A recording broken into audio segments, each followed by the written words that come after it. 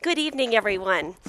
Today is Tuesday, June 11th, 2013, and I'd like to call to order the regularly scheduled meeting of the Placerville City Council and welcome everyone this evening and at our home audience. Tonight we have a special young man, Life Scout Robert Davis, who is working on his Eagle Scout Award, who we have asked to lead us in the Pledge of Allegiance. So please stand, and thank you so much.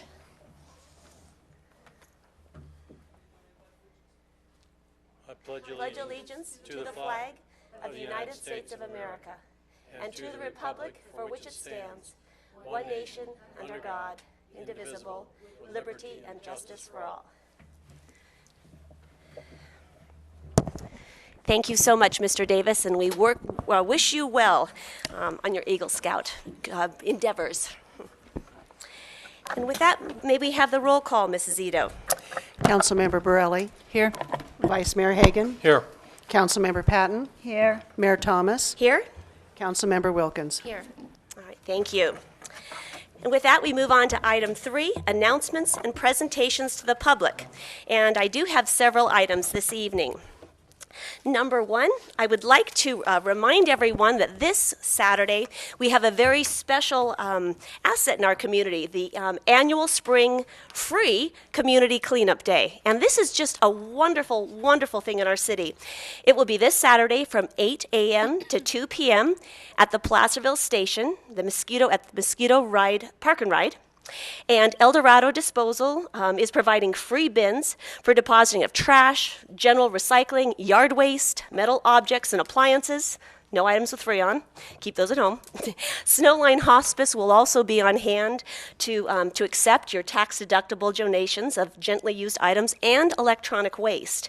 And just really want to thank the El Dorado Disposal and the City of Placerville. We'll have many of our staff there helping everyone guide traffic, and they just have a real greased machine down. So clean out your garages, your basements, your closets. I know I need to do that. And come on down and donate them and get rid of your accumulated possessions that you no longer use. So thank you so much to the staff in El Dorado Disposal for doing that. Another exciting announcement I have is many of you have perhaps seen our signs up around town, and if you haven't, please listen carefully. Placerville is in the running for a very, very special contest. And we have been narrowed down to one of about 100 cities who are eligible to receive a free Main Street makeover. Now, this is huge. This is not a government-sponsored program. This is not a grant. It is a contest put on by the Benjamin Moore Paint Company in conjunction with a program called Main Street Matters. And a person that's even lent his voice to this effort is Brad Pitt, who sees the importance of our main streets to hometown America.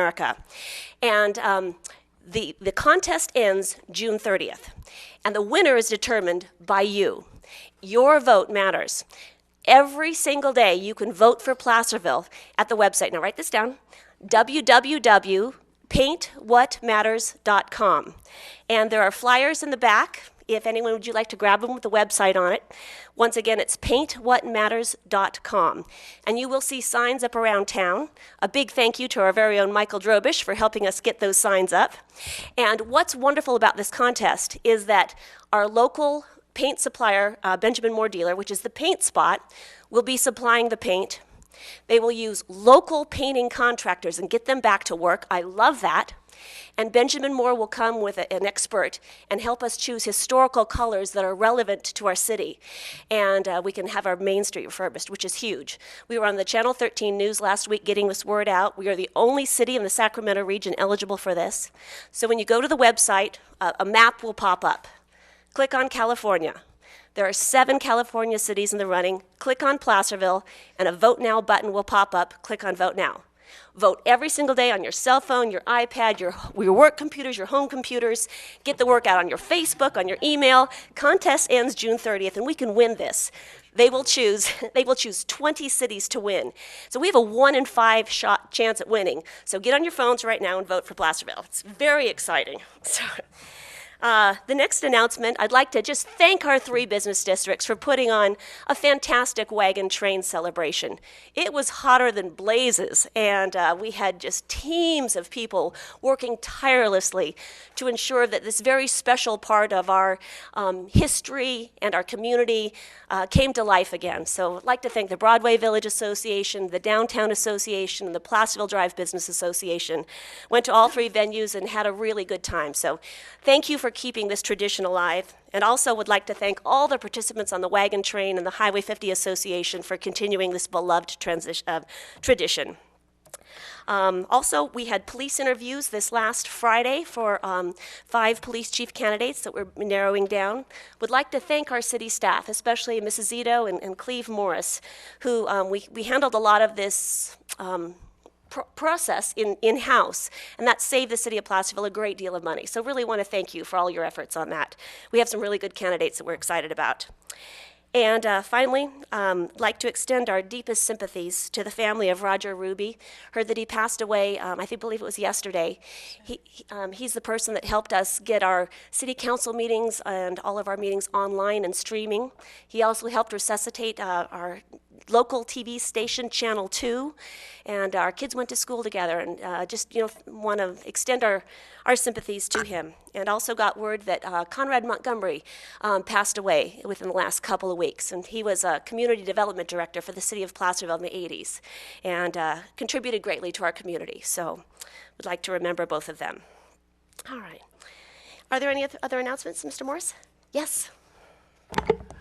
Mayor and Council, I have exciting news. At least for me, it's exciting news to announce to you. I have made an offer, and it's been accepted to hire someone to fill that seat over there that was vacated by Mike Webb, and I have hired Mr. Pierre Rivas, who is in our audience tonight. Congratulations, Pierre. I'm looking forward to that. Pierre has worked for. Some of you don't know he's worked for the county for, I was looking at about 23 years, yeah, over 23 years. Worked at Kern County prior to that for some time also. Has a wealth of experience, very familiar with the community, as some of you also know. He was previously on this city council, also mayor at one time, at least one stint as mayor, and knows many of our projects and can hit the ground running. I'm excited to have him here, and he will be filling that position on July 1st of this year, so about 3 more weeks. So congratulations, Pierre, and welcome. I know we are all absolutely delighted to have you on board, Pierre, and what a unique blessing to our community to have someone coming into this very, very important position that has the experience, the technical knowledge of the job itself, with a deep-seated love and understanding for our community. I mean, that is a rare blessing. So you'll have the industrial knowledge of our city along with the expertise that we need to move this city forward in our continued efforts to become user-friendly and to be partners with our community. So Pierre, we are just delighted and look forward to having you in that seat. So, welcome. Oh, you already have. All right. With that, we move on to closed session report. City Attorney Driscoll, good evening. Good evening, Madam Mayor. Tonight, the council did not take reportable action in closed session. All right, thank you. Item number 5, adoption of the agenda. Are there any changes or deletions? For adoption. Second. It's been moved and seconded. All those in favor? Aye. Agenda is adopted. Number 6, ceremonial matters. Always a fun thing to do. It is Fair Week. How exciting is that? I have a proclamation tonight declaring June 13th through June 16th, 2013 as El Dorado County Fair Week in the city of Placerville. And with that, we have our Director, Jody. We're delighted to have you here this evening. And with that, I would like to read the proclamation. A proclamation of the City Council of the City of Placerville declaring June 13th through the 16th, 2013 as El Dorado County Fair Week. Whereas the El Dorado County Fair has been a vital part of our community since the first fair in 1859, offering an opportunity to showcase the myriad talents and industry of our citizens of all ages. And whereas the El Dorado County Fair honors our agricultural industry, which contributes an estimated annual economic impact of over $360 million to the county's economy, including the wine industry, which contributes an estimated $158 million. And whereas the 2013 theme for the fair is Blue Jeans and Country Dreams at the El Dorado County Fair, and whereas the El Dorado County Fair continues to encourage participation and recognition of the diverse accomplishments of the county's youth through an innovative partnership with the El Dorado County Office of Education, Future Farmers of America, University of California Cooperative Extension and the Fair Association, and whereas the El Dorado County Fair enriches the public's knowledge of the world around them through educational exhibits such as the museum, the fair's own growing farm, the junior livestock auction, and the many demonstrations given by the master gardeners, and Safeway's farm-to-fork cooking stage, and whereas the El Dorado County Fair fosters increased cultural awareness and appreciation of the arts by providing a venue for the exhibition of dance, music, art, and photography. Now, therefore, I, Wendy Thomas, by virtue of the authority vested in me as the mayor of the city of Placerville, state of California, do hereby urge all citizens to participate in the many activities offered at this year's Blue Jeans and Country Dreams at the El Dorado County Fair at 100 Placerville Drive on June 13th through the 16th. The City Council extends its thanks to the many volunteers whose dedication is an essential part of the success of our annual county fair, and to the Board of Directors and the staff for another successful El Dorado County Fair.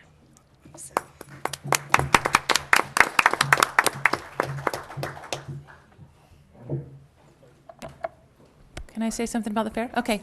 All right. Okay. Thank you. And we'll see you. Absolutely. All right. Okay. I wanted to just say a couple things about the fair. Wendy did a fabulous job making everybody want to go to the fair, just talking about what a great community event we are and how we bring the community together. We have some events that I want to talk about. Of course, Thursday night, we kick it off with the El Dorado Rose competition at 7 o'clock. That's a great competition. If any of you haven't ever seen the El Dorado Roses, they are at every chamber, ribbon cutting. They're great ambassadors of the county. We also have on Thursday and Saturday some motorcycle races and expos. Friday we have bowls, and of course Sunday we have the wheelbarrow races. And if you haven't seen that, you really need to see that. Brian Veerkamp is actually tied for 8th place, or winning 8 times with Chet Karsten. Chet Karsten. No, this will be 9. This is, if he wins, it'll be 9. So then he'll beat Chet Karsten's record of 8. So right now they're tied. So this is a big race to come to. So I bet the stands will be filled. It's going to be a lot of fun. All of us that remember Chet fondly. Yeah. Yeah. He was our high school teacher for years and coach. And he was very athletic, and was. Brian's just coming right behind him and taking that over. So we're really excited for Sunday. And I'm sure that Councilmember Hagan is also very excited as a Kiwanis. I can tell. And every year we always have some kind of animal, some kind of weird animal that you don't see in El Dorado County. And this year we have the Aussie Kingdom. So we'll have kangaroos and animals from down under. So that will be very fun. Cool. They'll be on display throughout the fair, plus they'll do shows every day. We also have, of course, our hay bucking contest. The local feed stores all get together and compete against each other who has the best hay buckers. And Cool Feed, I am affiliated with Cool Feed, they win a lot. So I have nothing to do with the voting, but they are very strong. We also have many kids contests. We have free tortilla toss, funnel cake contest, bubblegum contest, a father-child look-alike on Father's Day, which is a really fun day for fathers. And then, of course, we have a new booth that we're really excited about. It's called the Blue Ribbon Pie and Donut Booth. The fair is putting together this booth and selling fresh pies and fresh donuts from our local bakers to raise money for capital improvements at the fair. So nice. Hopefully you'll check out a piece of pie after your 2030 taco. So we hope to see all of you at the fair, and pre-sale tickets are still available until tomorrow, Wednesday night at 6 o'clock. Great. Okay, and thanks for having me, and we'll see you at the fair. Thanks for being here, Jody. We very much look forward to this annual tradition. So thank you. All right. What fun. All right, with that, we are on item 7. This is public comment, and this portion of the meeting is reserved for persons wishing to address the council on any matter not on the agenda. State law prohibits the council from acting on any items not listed on the agenda, and we ask you that you limit your time to 3 minutes, and please state your name for the record. Before we do oral communication, is there any written communication? Mr. Morris. No. All right. With that, oral communication. If anyone would like to address the council, this is your time to do so. Please come forward.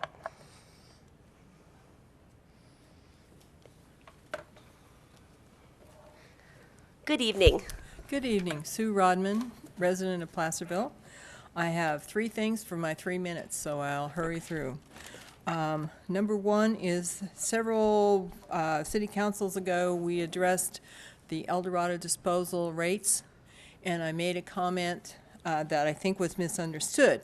And what I meant to ask or suggest is that the city council and El Dorado and the city work together to identify fragile streets so that El Dorado disposal can size their trucks appropriately for those streets and avoid damage and save the city some money. Second is, I would like to make known that I think if the city council requires the public to be polite and not make disparaging remarks from this pulpit, it would be appropriate, I think, that that standard be applied to the city council itself. And the third thing is I would like to know if city council voted decisions are binding on future city councils. And if so, why is the decision of the previous city council that was voted to drop the roundabout not binding on this council? Thank you. All right. Thank you.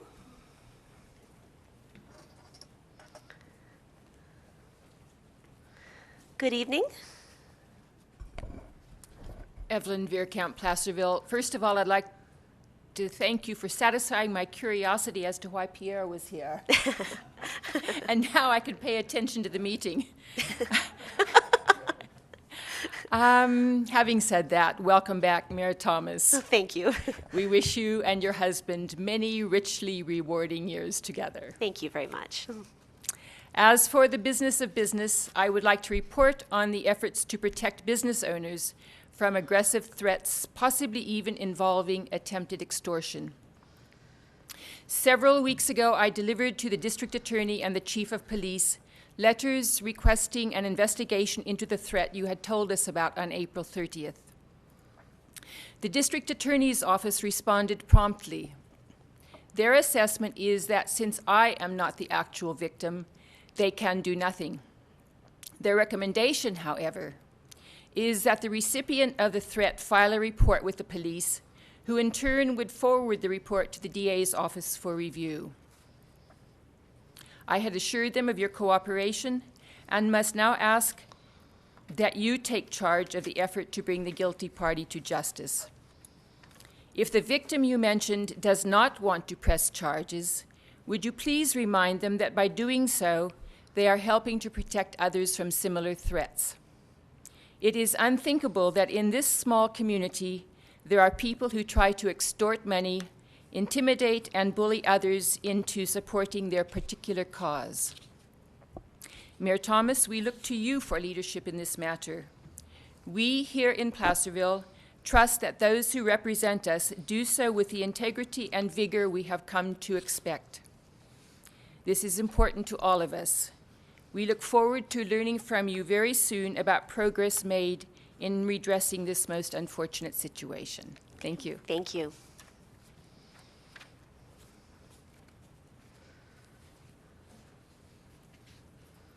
Good evening. Barry Batchelor from Smith Flat. I just got a couple little items. I want to thank Vice Mayor Mr. Hagan for having a concern about me finding parking places downtown. My motivation about the parking has not been about me or my own personal convenience. I'm a walker. I can go a mile, half mile, whatever it takes to get to my destination. My concern has been for the merchants of this town over the last few years that have had to really bite the bullet. And one merchant who has benefited from a green zone in front of his business, which is the hardware store, has noticed a definite increase in business, which generates sales tax for the city, okay? And the money doesn't go back to Atlantic City. It stays right here locally, supports the family and their employers. And that's my motivation. One of the things that would help if we had a few more 10-minute zones downtown, strategically placed in front of, let's say, restaurants, the takeout business might be able to flourish, because just about every one of these restaurants downtown does takeout. But if you call from the hospital or wherever and you want to come down to get your takeout, you end up on the second floor of the parking garage, your food's going to be cold by the time you get it, or get back to your car. So that's been my motivation, to help the merchants. I'm still able to move around at my age. The second item I'd like to address to Mr. Morris, and I think it would be appropriate if the city came up with a beautification award for the Matson family for all their efforts in landscaping on Broadway. It's the bright spot in a dreary area. And we had a little bit of plastic grass that kind of disappeared when the moon came out. And it came out to be, well, let's put it this way. Somebody did some creative thinking and turned it into a real plus rather than a minus. You got the landscaping around the bank. The individual that takes care of it is there whether it's sun or shine or hot or cold. He should be commended as well. And the family deserves credit for their work. Maybe we could all chip in and get Elliot a haircut and a shave, and that might even help out more up there. So anyway, thank you very much. But I think that's something that should be considered. Thank you. Thank you. Any other comments? All right. Thank you all. We appreciate you participating in the meeting. All right. We're now on item 8, the consent calendar. All matters listed under the consent calendar are considered routine and will be enacted by one motion by roll call vote unless any member of the council wishes to remove an item for discussion. Is there any member of the council that wishes to do so? Move for adoption. Is there any member of the public that wishes to comment on any item on the consent calendar? Good evening.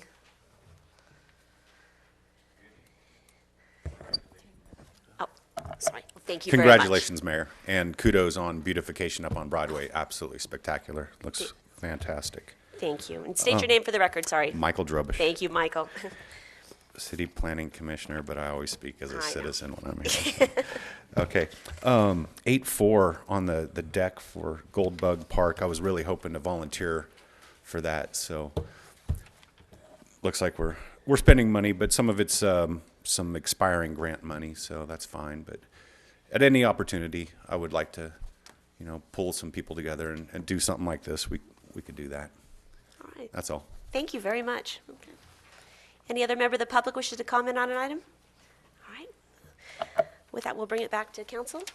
Move for adoption. I'll second. Moved and seconded. So may we have the roll call, Ms. Zito? I'm sorry, I'm having difficulty on the first. Patty, thank you. And, and second. Councilmember Borelli? Aye. Vice Mayor Hagan? Aye. Councilmember Patton? Aye. Mayor Thomas? Aye. Councilmember Wilkins? Aye.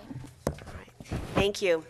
We are now on item 9, ordinance, item 9.1, first reading of an ordinance amending Title 8, Chapter 11, Park Regulations, and 14 Alcoholic Beverages, Title 7, Chapter 12, Litter Regulations, and Title 6, Chapter 10, Sound Amplifying Equipment of the Placerville Municipal Code. We're talking about parks.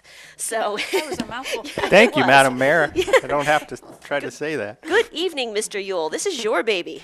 Good evening, council members, members in the audience and on TV. Stemming from a community chat discussion that took place on July 11th, the City of Placerville Recreation Parks Commission took on the task to identify possible amendments to the existing city park ordinance. The intent of the commission was to propose changes that will promote a safe, family-oriented environment within the city park system. With assistance from the city attorney, the proposed language before you tonight represents changes to the existing policy, additional conditions, and a reorganization of the ordinance to hopefully make it a little more user-friendly and easy to read. The significant changes to the ordinance include the following. We address smoking. Smoking tobacco or any other substance is unlawful and prohibited except in designated areas that have signs posted for smoking in that specific area. So that was one suggestion we came up with. Another one revolves around commercial activity. No person shall engage in any commercial activity in any city park without the express written authorization of the director or his or her designee. Commercial activity means selling or offering for sale or vending any goods, wares, merchandise, service, or other things of value for immediate or future delivery, or requesting monetary donations, contributions, pledges, or other things of valuable for a charitable, religious, cultural, or other cause. Commercial activity includes the distribution of food and clothing. We also addressed alcoholic beverages within the park system. With the exception of Lions Park and Goldbug Park, no person shall possess any can, bottle, or other receptacle containing any alcoholic beverage that has been opened or seal broken, or the contents of which have been partially removed in any park. We also addressed this general conduct throughout the park system.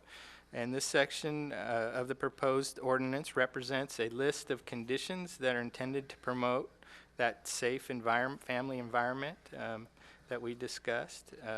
The subsections of that particular chapter are the supervision and care of animals, use of motor vehicles, damaging park property, treatment of animal life, use of amplified sound, firearms, camping, fires, bicycle riding, skateboard, and interference with other permitted activities, remote control vehicles, and sports use of the fields. The proposed ordinance before you tonight provides the necessary language to ensure that posted rules can be enforced by the director or a police officer, resulting in but not limited to removing people from any park facility.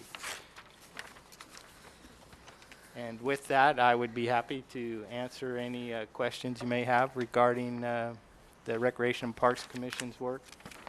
All right, thank you, Mr. Yule. Is there any member of the council that has any questions for staff at this time? Councilmember Wilkins.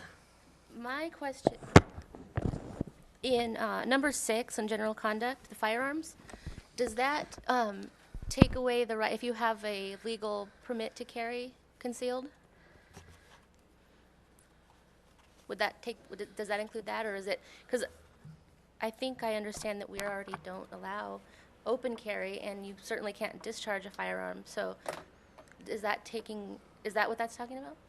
May I respond to that, Councilmember? Okay. Yes, I believe it does. Let me put it this way. I have not found a case in point, and I did a little research because that question came up, but it's my opinion that it would take away the ability of someone with a concealed weapon permit to bring a concealed weapon into the park.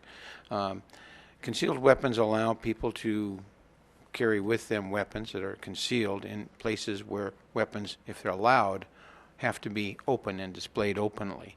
The permit allows them to conceal such weapons. And in the park, weapons are not allowed, similar, if you adopt this, similar to a courthouse, for example, federal building, places like that that do not allow weapons. I don't believe you can take a concealed weapon in there unless you are a police officer. So locked in your car is in the parking lot? Locked in your car could be problematic in the sense that if it's your car, it's under your possession and control, theoretically you would be in violation. I would hope that somebody would use discretion if that situation occurred and ask the person just to remove the vehicle with the weapon. Thank you. Mike, Captain, excuse me, Interim Chief Scott, do you have any comment on that? I think you covered it well. We don't come across this issue too much within the city.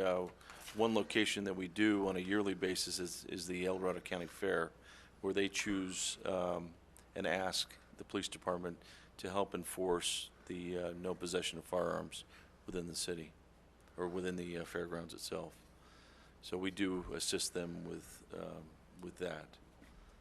So. Right. Does that answer your question? All right. Vice Mayor Hagan? None? Councilmember Burley? Councilmember Patton? I have a few. All right. So Steve, will there be smoking areas in all the parks? That is yet to be determined. Based on the discussion tonight, what I would suggest is we go back to the Recreation and Parks Commission to help staff come up with a recommendation and take a look at each park and make a decision on where the appropriate spots might be for smoking. Okay. But we haven't made a determination at this time. Okay, I have a few other questions, and it has to do with the general conduct section. Item E, line item D, where it says, "No person shall bring into or cause to be brought into any park any animal other than a dog." There's an emu that comes to town, and there's cats that walk with people. And, you know, I just think, I don't understand really this entry. Has there been a problem with, I mean, we also come from a horse background, and, I mean, one year we had the wagon train horses at the Benton City Park. I mean, I don't know how the other council members feel about that, but I think I had an issue with that. I don't know if you have any specific examples, or just it's something that the Parks and Rec Department Commission is suggesting? Yeah, it hasn't been a big problem throughout our park system in the past. And we had that discussion at the Recreation Parks Commission level, and they just struggled with where to draw the line as to what kind of animals you could bring into the park and what you couldn't. But it hasn't been a significant issue throughout my history here. In item E, which says, "No dog in a person's charge shall enter upon a sports field within any park." That means that no dogs could go to Rotary Park, which I find to be really sad. It's a neighborhood park that gets utilized a lot, and I think as we have responsible smokers, we also have responsible pet owners, and I have a problem with just eliminating dogs or really any animal, just blatantly. Do you have some background for that one, or do you want to just? Yeah, that one, there's quite a bit, and then that comes from our sports leagues and our little leagues and our users of those sports fields. And one dog off leash on one of our outfields when they dig after gophers. And unfortunately, some of the rules are for the minority and not the majority. But we have a real problem with dogs both at Rotary Park, ripping up the outfields there, and also at Lions Park. So that was at the request of some of our sports leagues in town. So when I look at something like this, I have to ask myself, does that mean that those particular amenities are only for sports? They're really not for the general public?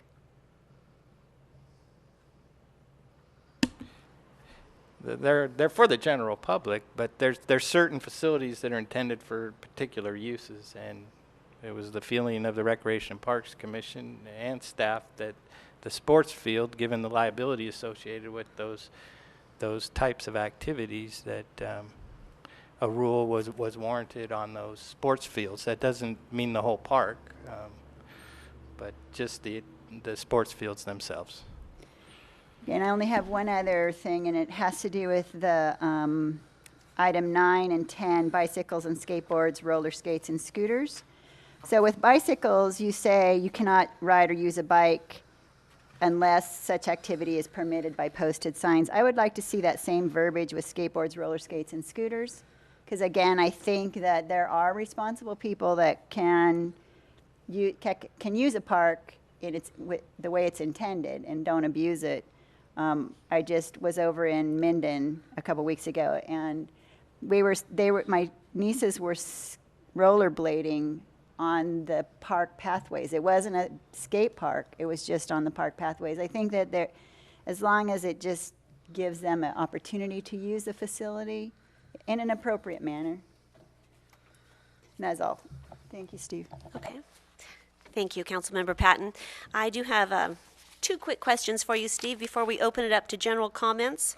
So has the Park and Recs Commission signed off on all of the suggestions here? Is this a general consensus from them? Yes. Okay, wonderful, thank you. We just really appreciate all of the hard work on this. There's a lot of thought and effort into this. As far as alcoholic beverages, I can see a slight problem with alcohol not being allowed at Rotary Park. I mean, have you seen the Rotarians? I know that they have their annual Kiwanis Rotary softball league, which I think Rotary usually wins. But and I do know that Because they drink a lot. exactly. They're all drunk. I do know that alcoholic beverages are a beloved tradition of that annual event and barbecue. So I might, want to have Rotary Park be also included in the exception on that. So especially since the Rotarians put a lot of money and effort into that park. So just a thought there. Is there a problem with that?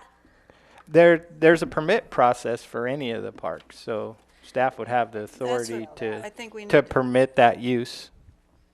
Okay, so I'm sorry. Within any of the parks, there's a permitting process that would enable any group to have alcohol For at the discretion of for the an director. event. For an event. So when they go out and have their clean-out party or their annual softball game, we could accommodate that. That is allowed through that. Okay. Do we need to have any kind of language specifying that in the ordinance?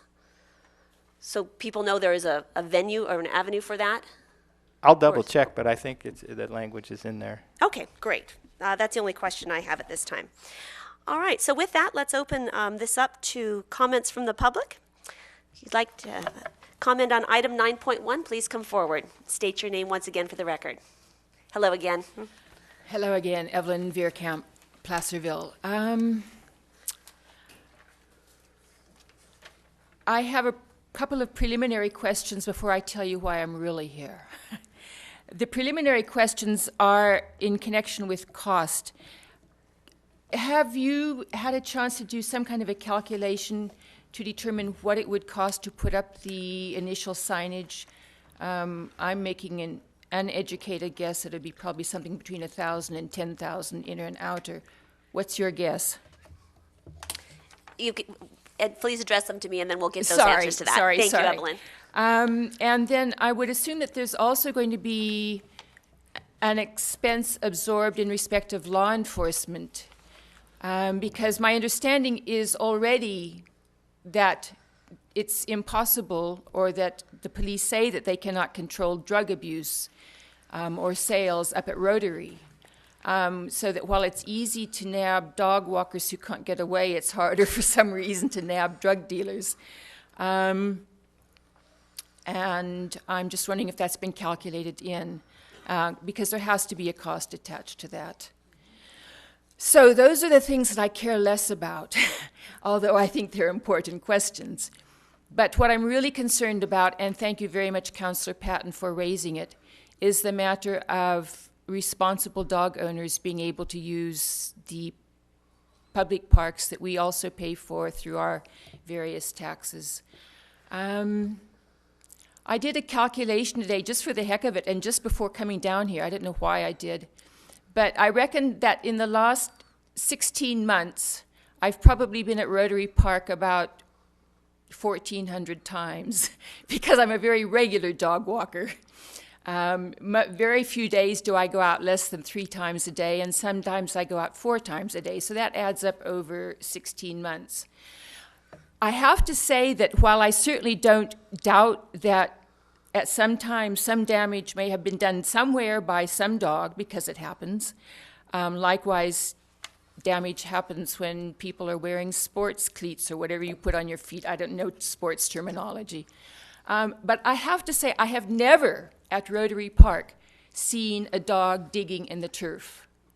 And I'm glad I did my calculation of 1,400 visits, don't want to exaggerate, to Rotary Park, because I think that's enough times to have observed that kind of thing. Not only have I not seen it happening, I haven't seen the evidence of it happening. I have seen it elsewhere, I have to say that. I have never seen it at Rotary Park. I think responsible dog walkers perhaps can be said to add something to the safety of the city, to the family friendliness of the parks. I can only say that for the 2 dogs that I take regularly to the park, one of which is not mine, the children love them. The parents love them. And I have not, in the number of times I've been there, seen a bad dog. I've never seen an animal that I was afraid of or that I thought a child needed to be afraid of. So I understand that the city has had very good reasons for looking at their park regulations. And if I hadn't caught notice of the thing about dogs in the sports areas, I probably wouldn't be here addressing this issue. I would like to ask that if the city feels compelled to go ahead with banning dogs from the sports areas, at least if that's your inclination at this point, if perhaps we could arrange a meeting between whoever's appropriate with the city and a group of responsible dog owners to see if we could come to some kind of arrangement where we don't lose our privileges. There are many things I would be prepared to do to keep my privileges. I won't name them because I only speak for myself and I don't want to prejudice other dog owners in their positions. But I would like, before you cast this into concrete, to take our concerns seriously. I know of about, I don't want to exaggerate, but at least 30 to 50 regular dog walkers who will be as devastated as myself if we lose our privileges. We don't ask the city to spend any money on us. We don't ask you to erect facilities for us. We just ask to be able to use the facilities that are here. Thank you. Thank you very much, Evelyn.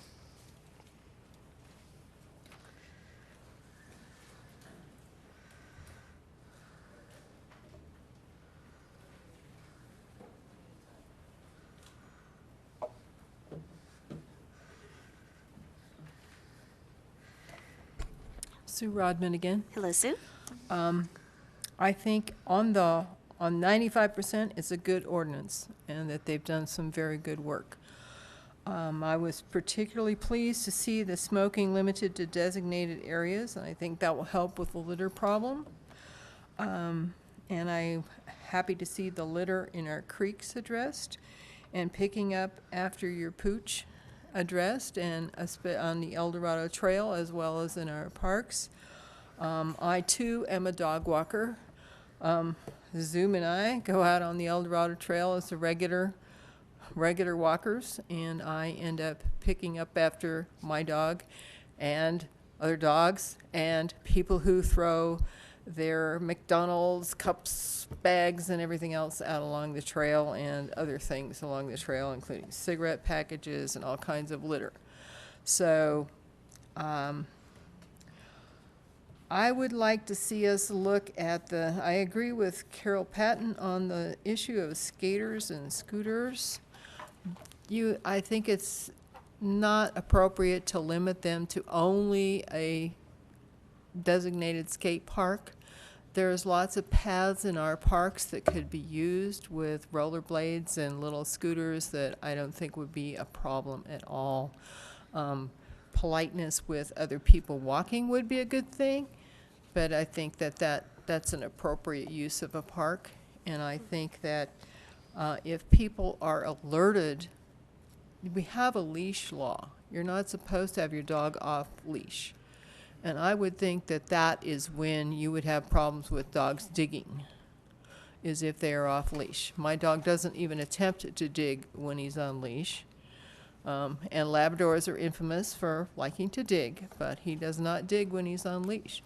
So I think if dogs are on leash and being walked, this really shouldn't be a problem. And walking across a sports field shouldn't hurt it, as long as people will pick up after their dogs And I think Hangtown Kennel Club has done a great job putting the little blue bags out along the trails.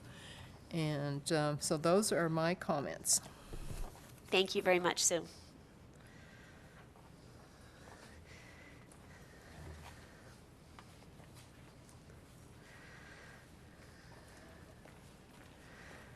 Hello again, Michael. Hello. Correct me if I'm wrong, but this written ordinance can be altered in any way tonight. I would like families and groups to be able to obtain park use permits that would allow exemptions to some of these regulations. Example, a family would like to hold a reunion at Benham Park with a barbecue, cake, and maybe some beers. So hopefully at the discretion of the director, they would have that authority. If it's going to be outlawed, but only in 2 parks, the alcohol, they should be able to get a special permit, have a birthday party, a barbecue, family reunion, something like that. Yeah. Under section E1C, general conduct, any person who enters a park shall comply with City Code section 631, which when it's not listed what it is. When you go to Sterling Codifiers, it references the El Dorado County ordinance by number, no text. It also references the 1988 version of the county rules. So I don't know what those rules are, so how am I supposed to obey them?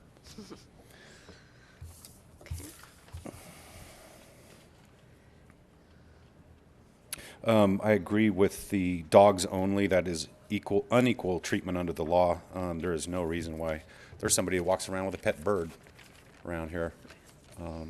It really shouldn't be excluded. If it's going to be excluded, it should be, I guess, all pets. But to make it just one breed is really just unequal treatment. Under section E2, motor vehicles, I guess I'd like to strike the last word in the word in the last sentence, the electric scooters. Who knows what kind of mobility impaired vehicles might be used in it, but it only specifies electric scooters shall be allowed.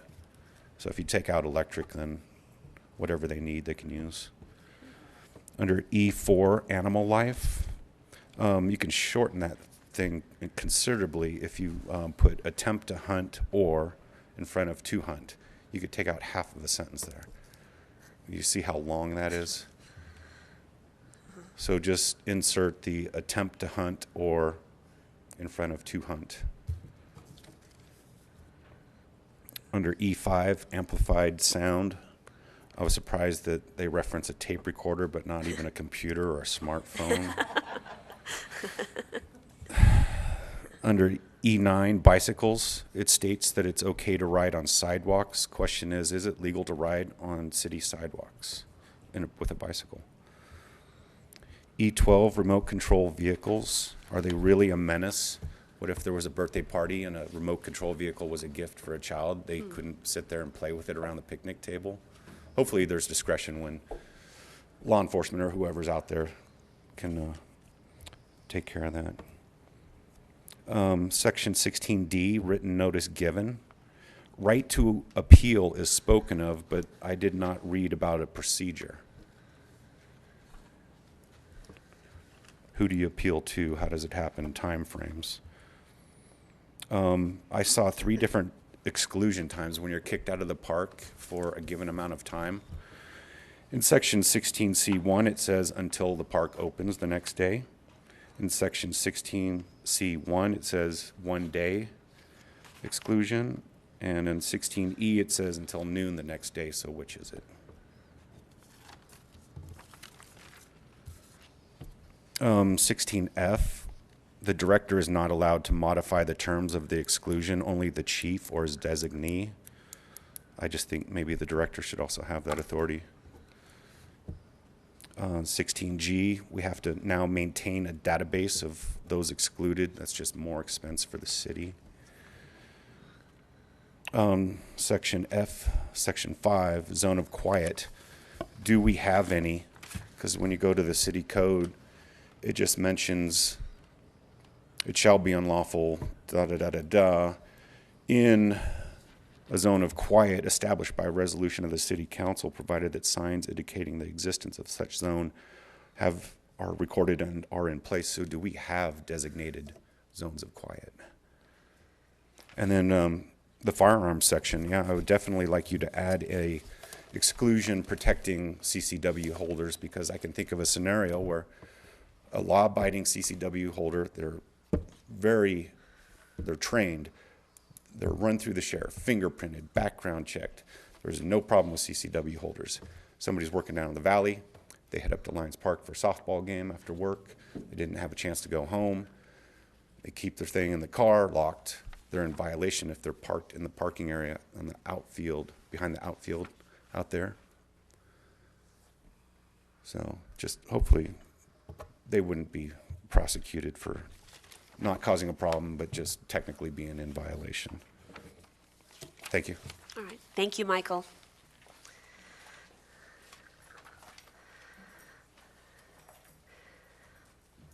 Man with a beautiful dog has been very patient.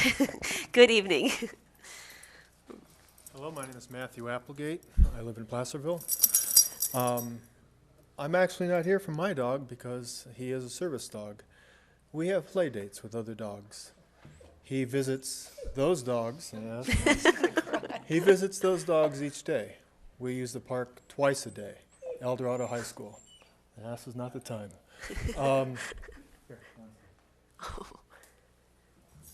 Those owners would be excluded from the baseball diamonds of El Dorado High School. Those owners would be excluded from the playground at El Dorado High School. They would only be allowed to do one circle in that entire park with no deviation.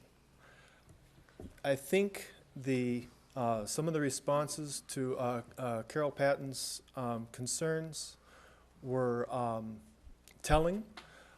They were, well, we don't have a problem, but we're excluding it anyway. You know, what's wrong with having a turtle at the park? What's wrong with having some various excluded points? Another thing I'd like to bring up is that responsible dog owners go to El Dorado High School, for my example that I know, to play with their dogs and to have the dogs play with one another. And we are there when there is no other supervision. If someone breaks the law, we can call the police. We can tell the person slow down. We can embarrass the driver who's doing donuts in the parking lot. I have. We pick up bottles that are not broken. They have already been drank out of, but they have not been destroyed yet. Tends to sit there, and if it stays for more than 12 hours, it gets broken. That's my experience. So if you leave us alone, we will take care of your property for you. That's what it comes down to. We are being responsible, and we are protecting public land. If we're not there, we'll just, we go somewhere else. Then who's going to be at El Dorado High School's back fields? Drugs, alcohol, sex, vandalism. You're not going to have your responsible owners. So by making these blanket rules, you are excluding responsible individuals. And there's also a half hour before dawn and half hour after dark rule. That too seems, now at this time of year, that seems fine. Winter, people get off of work at 5 o'clock, they maybe commute home 6 o'clock, and they want to walk their dog for a half hour. Well, they're way out of your timeline because of the time of year. So right now, the half hour before and after is not a big deal. I've run into a drunk or whatever, and it was already dark. And he split because I was there. I don't know what he was up to, what he would have done, who knows. But with my big boy here and he decided that he was going to go somewhere else. And if I wasn't there at dark, you would have had, who knows what happened. So I believe that this ordinance, which I do not have in front of me, is overly restrictive for no cause. For the example of the animals other than dogs was a good one. If someone wants to bring their turtle up, why not? And there are FHA companion animals that are cats. So those companion animals do not have special training. They are with a PTSD person, such as. Those do exist. And if that person wants to bring that animal, I don't believe that's able to be restricted. But regardless, what's wrong with bringing a cat that is well, I don't have one, but a well-controlled cat or lizard or you name it. It's just over-restrictive to write these blanket rules. But partly, responsible dog owners are actually watching out for your welfare. We don't want the place destroyed. We stop it. When a police officer drove through and said, "Did you see so-and-so?" we were able to say, "Yeah, he went that way." And whether they apprehend him or not, I'm not aware. Who do they ask? Dog walkers. If we weren't there, they would have had no information.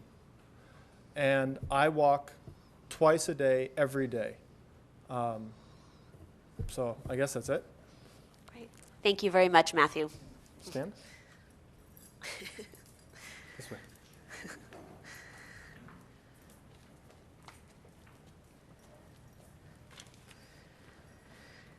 Good evening, Mr. Price. Hi, my name is David Price. I was at the community chat meeting, I guess about a year ago, and I think several of the council people were there. I think a representation was perfect tonight of the same attitude as that people spoke at the community chat regarding the fact that we just want to be left alone when we go to the park, and we don't need to have any more rules or regulations or laws. Smoking was one thing in particular. It was brought up, the fact that, well, people are smoking the other stuff too, and that if we just eliminate both of them, then that would solve the problem. That really stirred up the audience. I'm sure that a couple of you that were there can remember. They didn't buy that at all, and they didn't want the fact that somebody might be smoking some cannabis, that they should make it illegal for someone to smoke a cigarette. If someone is smoking cannabis, that apparently is the way it is after 40 years of a phony drug war, which I have never got up here and spoke about drugs, and I don't want to get into that, but I'm sure as a police chief and anybody else that's responsible knows, we're not going anywhere with this drug war. So if that is the intention of not having cigarettes in the park, it's not going to work because they're going to smoke it anyway, and some people will probably sneak some alcohol in. Actually, I think if you were going to make something illegal, alcohol would certainly be the first thing you would do. As far as cannabis, I don't think most people go out and are too violent on that. But I'll let that go because that was not my intention and have an intention in speaking at all today. But because of the support, for basically what comes down to is that we just want our freedoms, the few that we have left in this country, which was once a great country of freedom. We've lost our freedoms. We continue to lose them every day.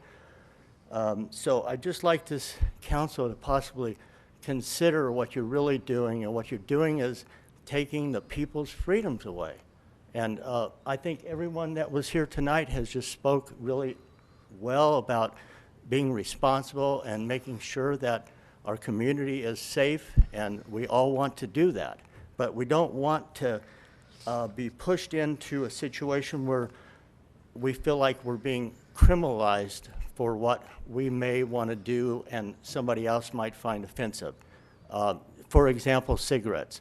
Some people may be offended by the smoke, and some people may be offended by barbecue because they're vegans. I mean, there's different opinions on that type of stuff. So we all have to learn to get along. But just to make blanket laws to try to affect behavior doesn't necessarily work, and it's certainly not what America was intended to be. Thank you. Thank you. Good evening. Good Please state evening. your name for the record. I'm Cindy Savage. I live in Placerville. And really, what can I add to what's been said, except that, you know, I grew up in a small town. I love living in Placerville. I've been here for a long time. And I could oppose one thing that was said. Cats are never under control. So you can strike that. I've had cats, and I have a dog, and my dog is really old right now, and there's very few places that I can walk her except to the park. And, you know, I go to the park often with my dog. And I have to say what everyone's saying is true. The dog owners are not rebellious people doing wheelies, like doing crazy things with their dog and asking their dogs to bite anybody. Those are not the people that are out there. But what concerns me more is that in all the rules that are in this ordinance, I would ask you all to think about them because, I mean, it really comes down to making chewing bubble gum unlawful. Because if you're going to stick it on the floor or spit it out somewhere where someone's going to step on it, then we shouldn't have bubble gum chewers. I mean, maybe that's already an ordinance that you can't have bubble gum in the parks. I don't know. But the people that have dogs, the people that have pets are not a problem. If there is a problem maker of any kind, then maybe you just need one ordinance. You know, not to be a troublemaker, not to cut up, not to abuse public property. But to make tiny little rules that we have to read and memorize and always be out of compliance with makes a fearful population with the people that are our neighbors. I mean, you don't want to feel like your neighbors are watching you and saying, oh, your dog was at the park, you know, or something so crazy. So I just would like to see Placerville work more toward making rules that are friendly. And dogs are a friendly kind of a population, and they're just about less trouble than children, and I've had both. So I'd ask you to maybe reconsider this whole ordinance, and if, at worst being, just postpone it so we can think about it a little bit longer, but I would say make some drastic cross-outs to the whole list, and definitely let the dog walkers walk their dogs. Thank you very much for your time, and I appreciate the work that all of you have done on this, because I know it takes a lot of doing to get something going like this. Thanks. Thank you, Cindy. Any other comment before we bring it back to the council? All right. With that, oh, yes. Good evening. Good evening. My name's Jackie No, and I'm the chair for the Park and Rec Commission, and I thought maybe I could just give you some answers about some of these things, because we asked a lot of the same questions. And also, I want to remind everyone that it was the City Council who initiated these ordinances because of problems we were having at Lumsden Park and City Park. And in fact, I just went down to City Park and ate my dinner there for an hour before I came to this council meeting, and let me tell you what I saw. There are two homeless people there, and there was one gentleman, probably in his mid-50s, and he seemed to be making the children, the teenagers, uncomfortable. And I'm not especially shy, so I went and I stood about 10 feet away, and I'm looking right at him, and I'm listening to what he's talking to the girls, and I'm looking at him eye to eye, and he finally came over to me. And I won't say that he was entirely mentally balanced, in my opinion, but this is what the kids are dealing with in the park, and if we don't do something, this is what you're leaving your teenagers and your park users to deal with, you know. And one comment, you know, he's talking to me about how he's there to protect the kids and this and that. And I says, well, I noticed you're smoking. I said, do you think that's a good influence on our teenagers? And he says, well, they like the cigarettes, so I give them to them too. Okay, that's the things that are going on in our parks that have promoted this long list of ordinances. Well, it wasn't because we didn't have anything better to do than sit and make up rules, because we don't really enjoy that either. So the rules were really put forth to make it safe and more pleasurable for all of the park users. The dog thing, yeah, I understand that too, but it was park maintenance who has to fill the holes. It's the baseball players who twist their ankles in the ball fields, and, you know, maybe we look at other solutions. A lot of people have talked about a dog park. Maybe we can make a dog park where you can have your dogs off leash and let them run. I mean, I think there are other solutions that we could maybe explore too, but I just really wanted to bring the audience and everyone back focused on why we did this to begin with. Thanks. Thank you very much, Jackie, for the background information. Any other comments? All right, we'll close public comment and bring it back to the council for additional comments. All right. We'll start down here on my right, Councilmember Patton. Thank you, Mayor Thomas. Obviously, I kind of gave my litany of choices. While I was open to suggestions, I haven't heard anything that would make me change my mind about the not bringing the dog or other animals into the park, or allowing dogs to enter the sports fields. I think that it is the council's job to represent all of the community, not any one particular group. And so I looked at this from not just a dog owner, even though I'm not a dog owner today, but from somebody who has witnessed remote control boats on a lake in a park. It was one of the coolest things I'd ever experienced. And now we're saying, no, we can't do that. It was remote control sailboats in a park in San Luis Obispo. So, I mean, I appreciate what Jackie said, that this was an attempt to fix the problems.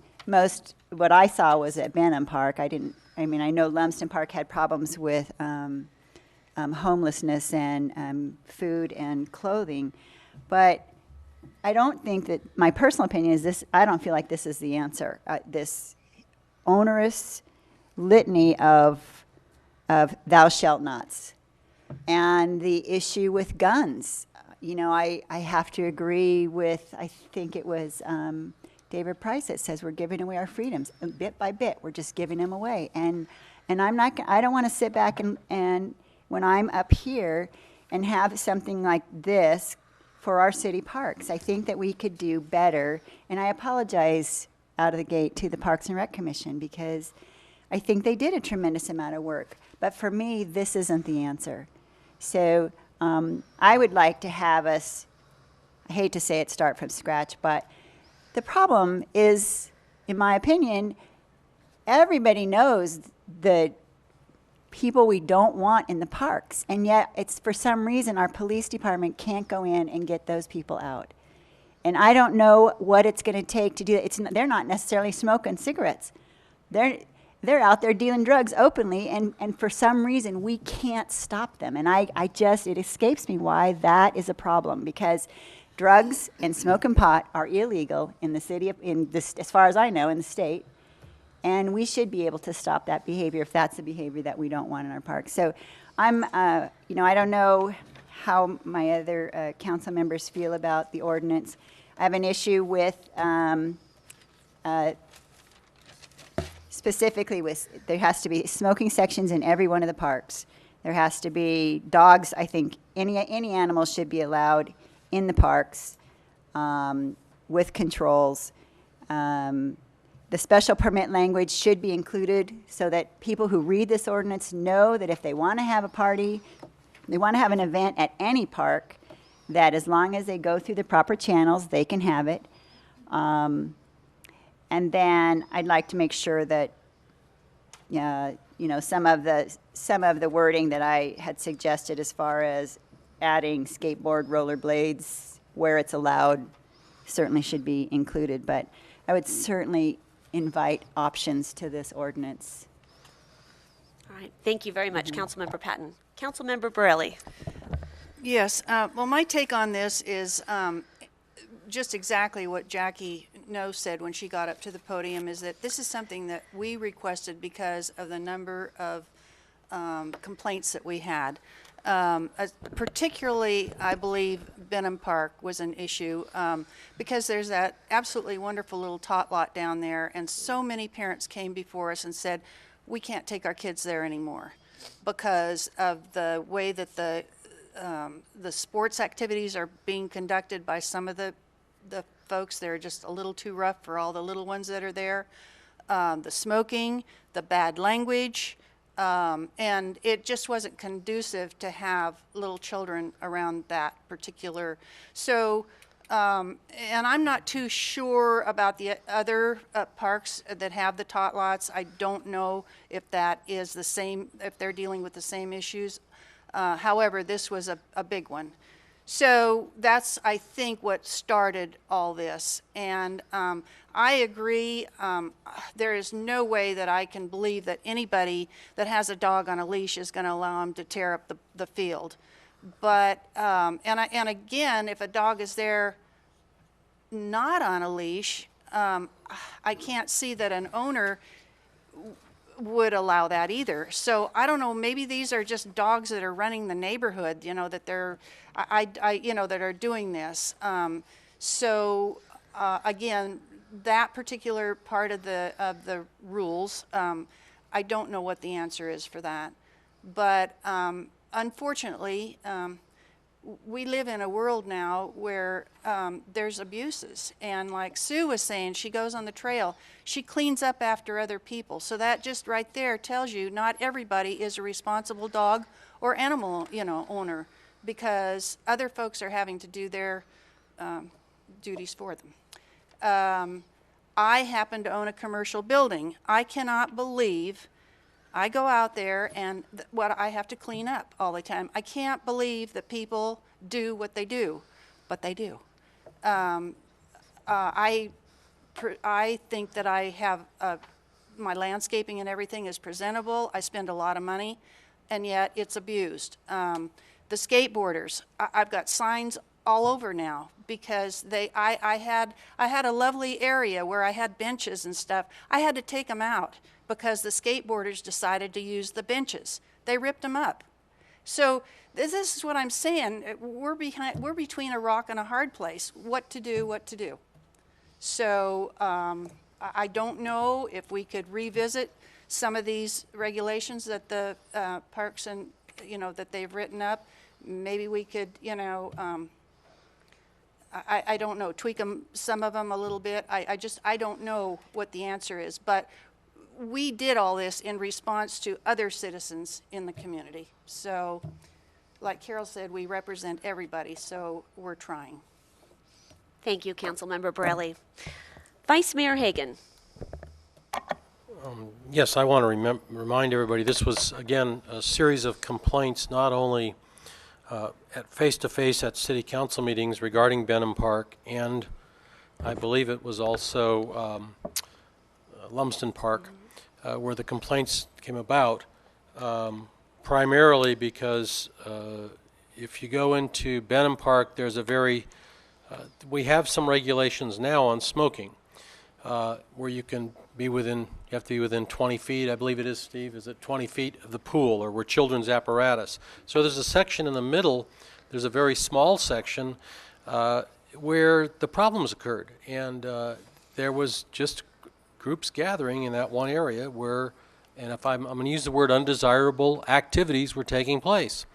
When it comes to smoking, I don't mind if a person smokes in a smoking area. I do mind if they don't use a receptacle for their cigarette butts. I mean, that's one of the things that I notice. It's not considered trash by a lot of smokers. It's trash, and it trashes my parking lot. It trashes, I think, the city streets. The side of the highways. One of the biggest cleanup items is tobacco products, the filters in the butts. And again, I don't think that's good. Again, I don't care if you want to smoke. That's fine. Do it in a legal spot. Dispose of it in a adult-like manner.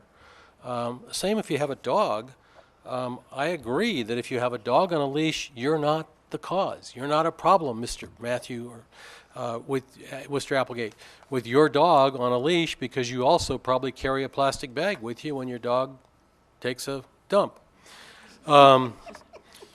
But I have been at Lions Park at a regularly large children's event when I've seen guys with their pit bull off leash throwing objects for the dog to chase, and the dog takes a big dump, if you will, of fecal matter and doesn't clean it up. So then the next time you have a softball game out there, guess what?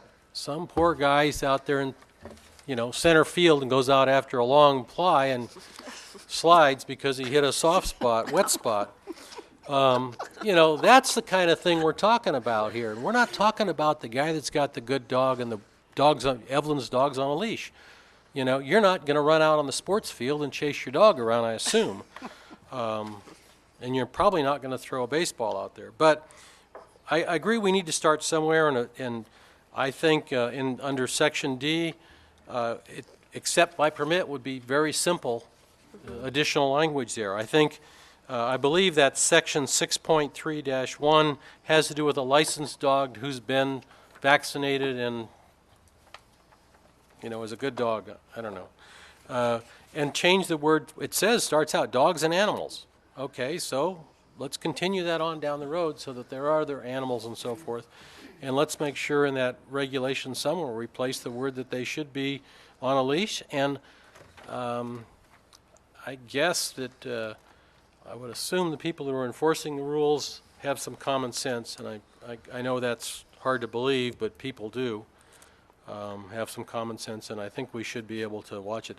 Under the bicycles and skateboards, I think that signage could apply to both and just combine items 9 and 10. But those are the things that I think, I don't want to throw the whole thing out. I think we started with this for a reason. I think the people that were at our chats obviously didn't want us to take away their, quote, freedoms. But by the same token, there are enough young parents with kids that we want to make sure they have access to our tot lots and our playgrounds, and they feel safe and sound out there. And I appreciate what the Parks and Rec did. And I look at it as our job maybe to tweak this slightly. And I remember Mr. Driscoll, we talked about this, is we were going to try to put some language in here that we could use so that it could be modified as needed by the Parks Department. And not everything was going to be codified, if you will. So, am I correct in that? I think you've reduced it down some. In an attempt to deal with that, so we didn't have more do-nots and more no's and prohibitions, is we added the provision about rules and policies, which would allow the director to post rules and policies. One of the things that we were talking about is, for example, use of profanity, those types of things. In discussing it with Mr. Ewell, I said I really think the proper place for that is in rules and policies, not in the city ordinance code. So the things like that, other issues that Steve and I talked about that could come up under rules and policies would be posted. I mean, like I said, I think we could tweak a couple of these things, and I would like them, I hate to say this to take it back to the Parks and Rec Commission, but I think you've heard some comments tonight from the public. And I think if we can still address the problems we've got, the few problems, and try to make it concise and make it available so that it's friendly. I don't want to we don't have a dog park. I don't believe the park at the high school, is that our park or is that the school's park? So we don't control that park. That's correct, sir. So we don't control the park at the baseball fields and the schools programs, but I'm sure they have a set of rules about whatever they've got on that field, but that is not a city park. So, excuse me. Sorry, no comment. No, thank you. And I think we've just heard the answer to that it says Benham Park, but it is actually part of the schools now at this time. So I think that the commercial activity and some of these other things is very clear. I'd just like to kind of fine-tune it, if we will, and put a few more things in it. That's my take. Thank you, Vice Mayor Hagan. Councilmember Wilkins. Okay. I think the best thing that we have in here is the commercial activity. That's actually the one thing that addressed the problem that I see the most, was eliminating handing out food and clothing. That makes the most sense. The smoking, I don't think the issue is secondhand smoke drifting. It's outdoors. I don't know if the cost to put up a sign in every park, because I would want to see a smoking section in every park. And so we would need to have that sign. We'd have to provide the receptacle. I don't know about, if you want to make a designated smoking section, it would depend on how much it costs, because the people who are going to obey that, they're going to pick up after themselves. People who see the sign, they know they're not in the right spot. They're still, the people we're talking about that are causing the problems are going to smoke a cigarette or whatever they want, wherever they want. So alcoholic beverages, okay. the general conduct, we have 13 things on here, and I easily brought it down to 5. I see supervision and care of animals, which it should be any animal you want to bring in. If you have a pet turtle, then he should be welcome at the pet, as long as you clean up after him. So the supervision of animals, damaging park property, camping, shouldn't camp in our parks. You should be responsible with your fires, and interference with other permitted activities.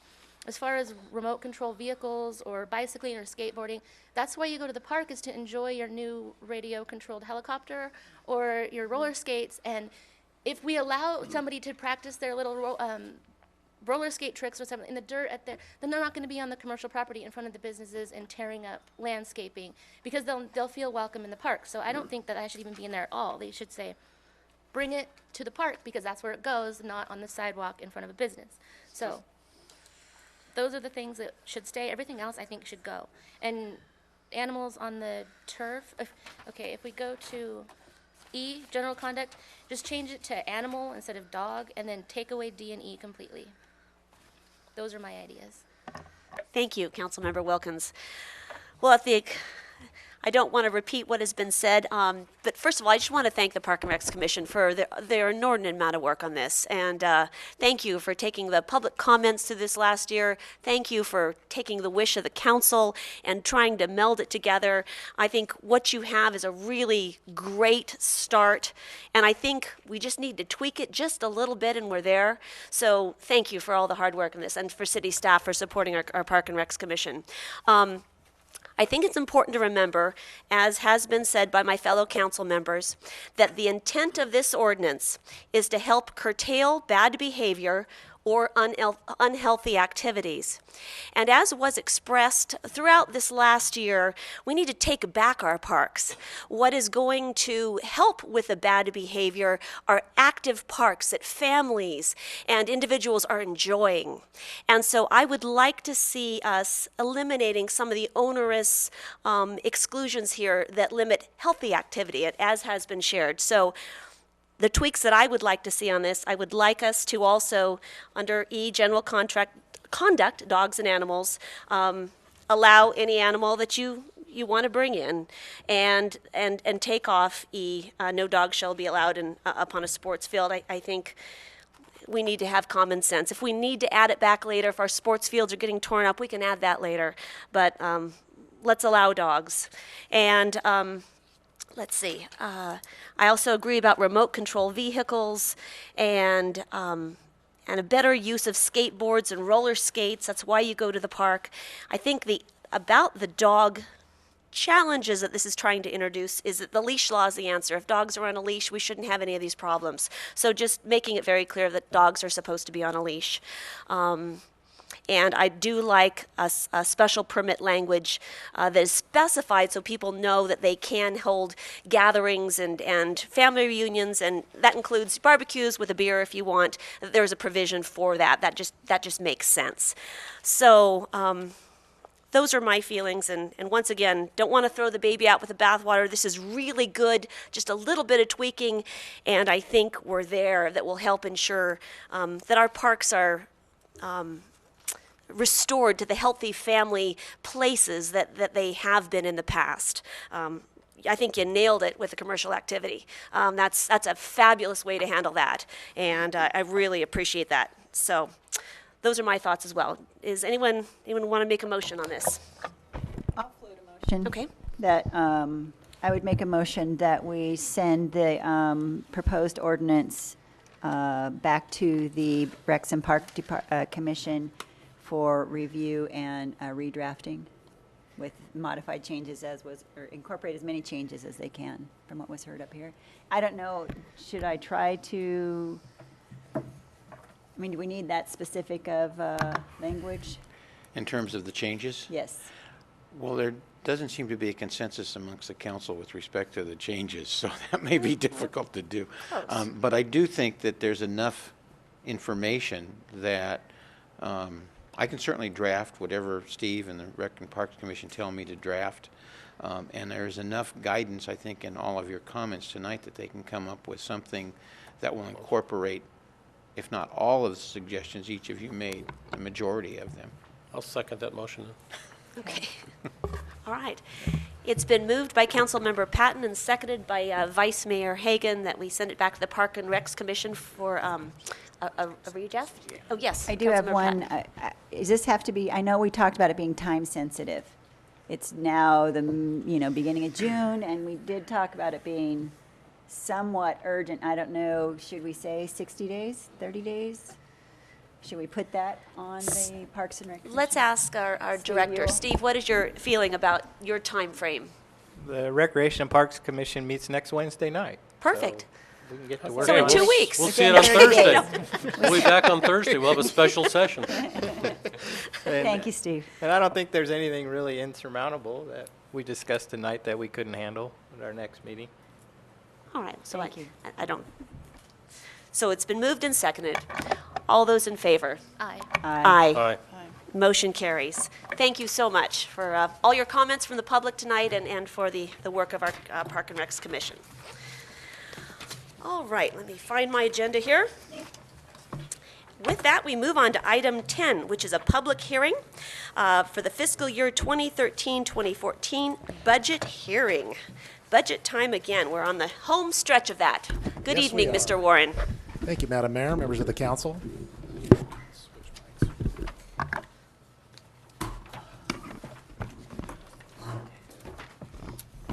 And tonight, we are going to briefly review the economic environment locally.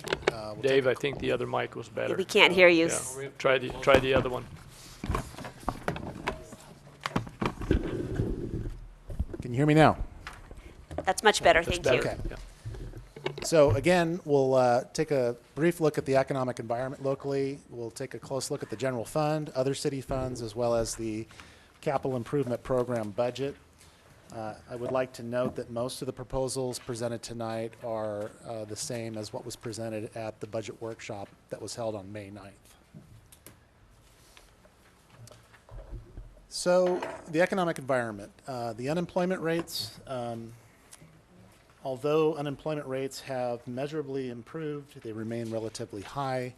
The good news is Placerville's unemployment rate dropped from 16.4% to 12.8% over the last 12 months. So we're heading in the right direction, but we're still not out of the woods. Looking at average residential sale price in the greater Placerville area, from May 2012 to April 2013, average residential sale prices exceeded previous period levels 7 out of the past 12 months, which is good. We're heading in the right direction there. The number of sales, residential sales in the greater Placerville area, the number of sales from May 2012 to April 2013 exceeded the 2011-2012 level 8 out of 12 months. And the number of sales in the 12-13 period also met or exceeded sales over the entire 12-month period from May 2008 to April 2009. Again, we're heading in the right direction in residential real estate. Sales tax, as you know, is your most significant local economic indicator. We live and die by sales tax. The city receives 1 percentage point of the 7.5% Bradley Burns sales tax, which represents 52% of your total general fund revenue. Placerville is blessed with strong per capita sales tax because of strong tourism. We're the county seat. And right, as of 2012, it was $325 per capita, and Placerville is ranked number 47 out of 539 cities. The next slide shows you your sales tax contributors by business type, and you can see that from apparel stores all the way down to other outlets. These numbers have been adjusted, and this is as of the fourth quarter, as of December 31st, 2012. There was one of your largest retailers reported early for the fourth quarter, and it was actually accounted for in the third quarter. And so there's been a $96,000 adjustment here. But you can see that The largest contributors by category is your auto dealers and building materials, which has been consistent over the last several years. And that's important when you look at the next slide, which is your growth for the fourth quarter.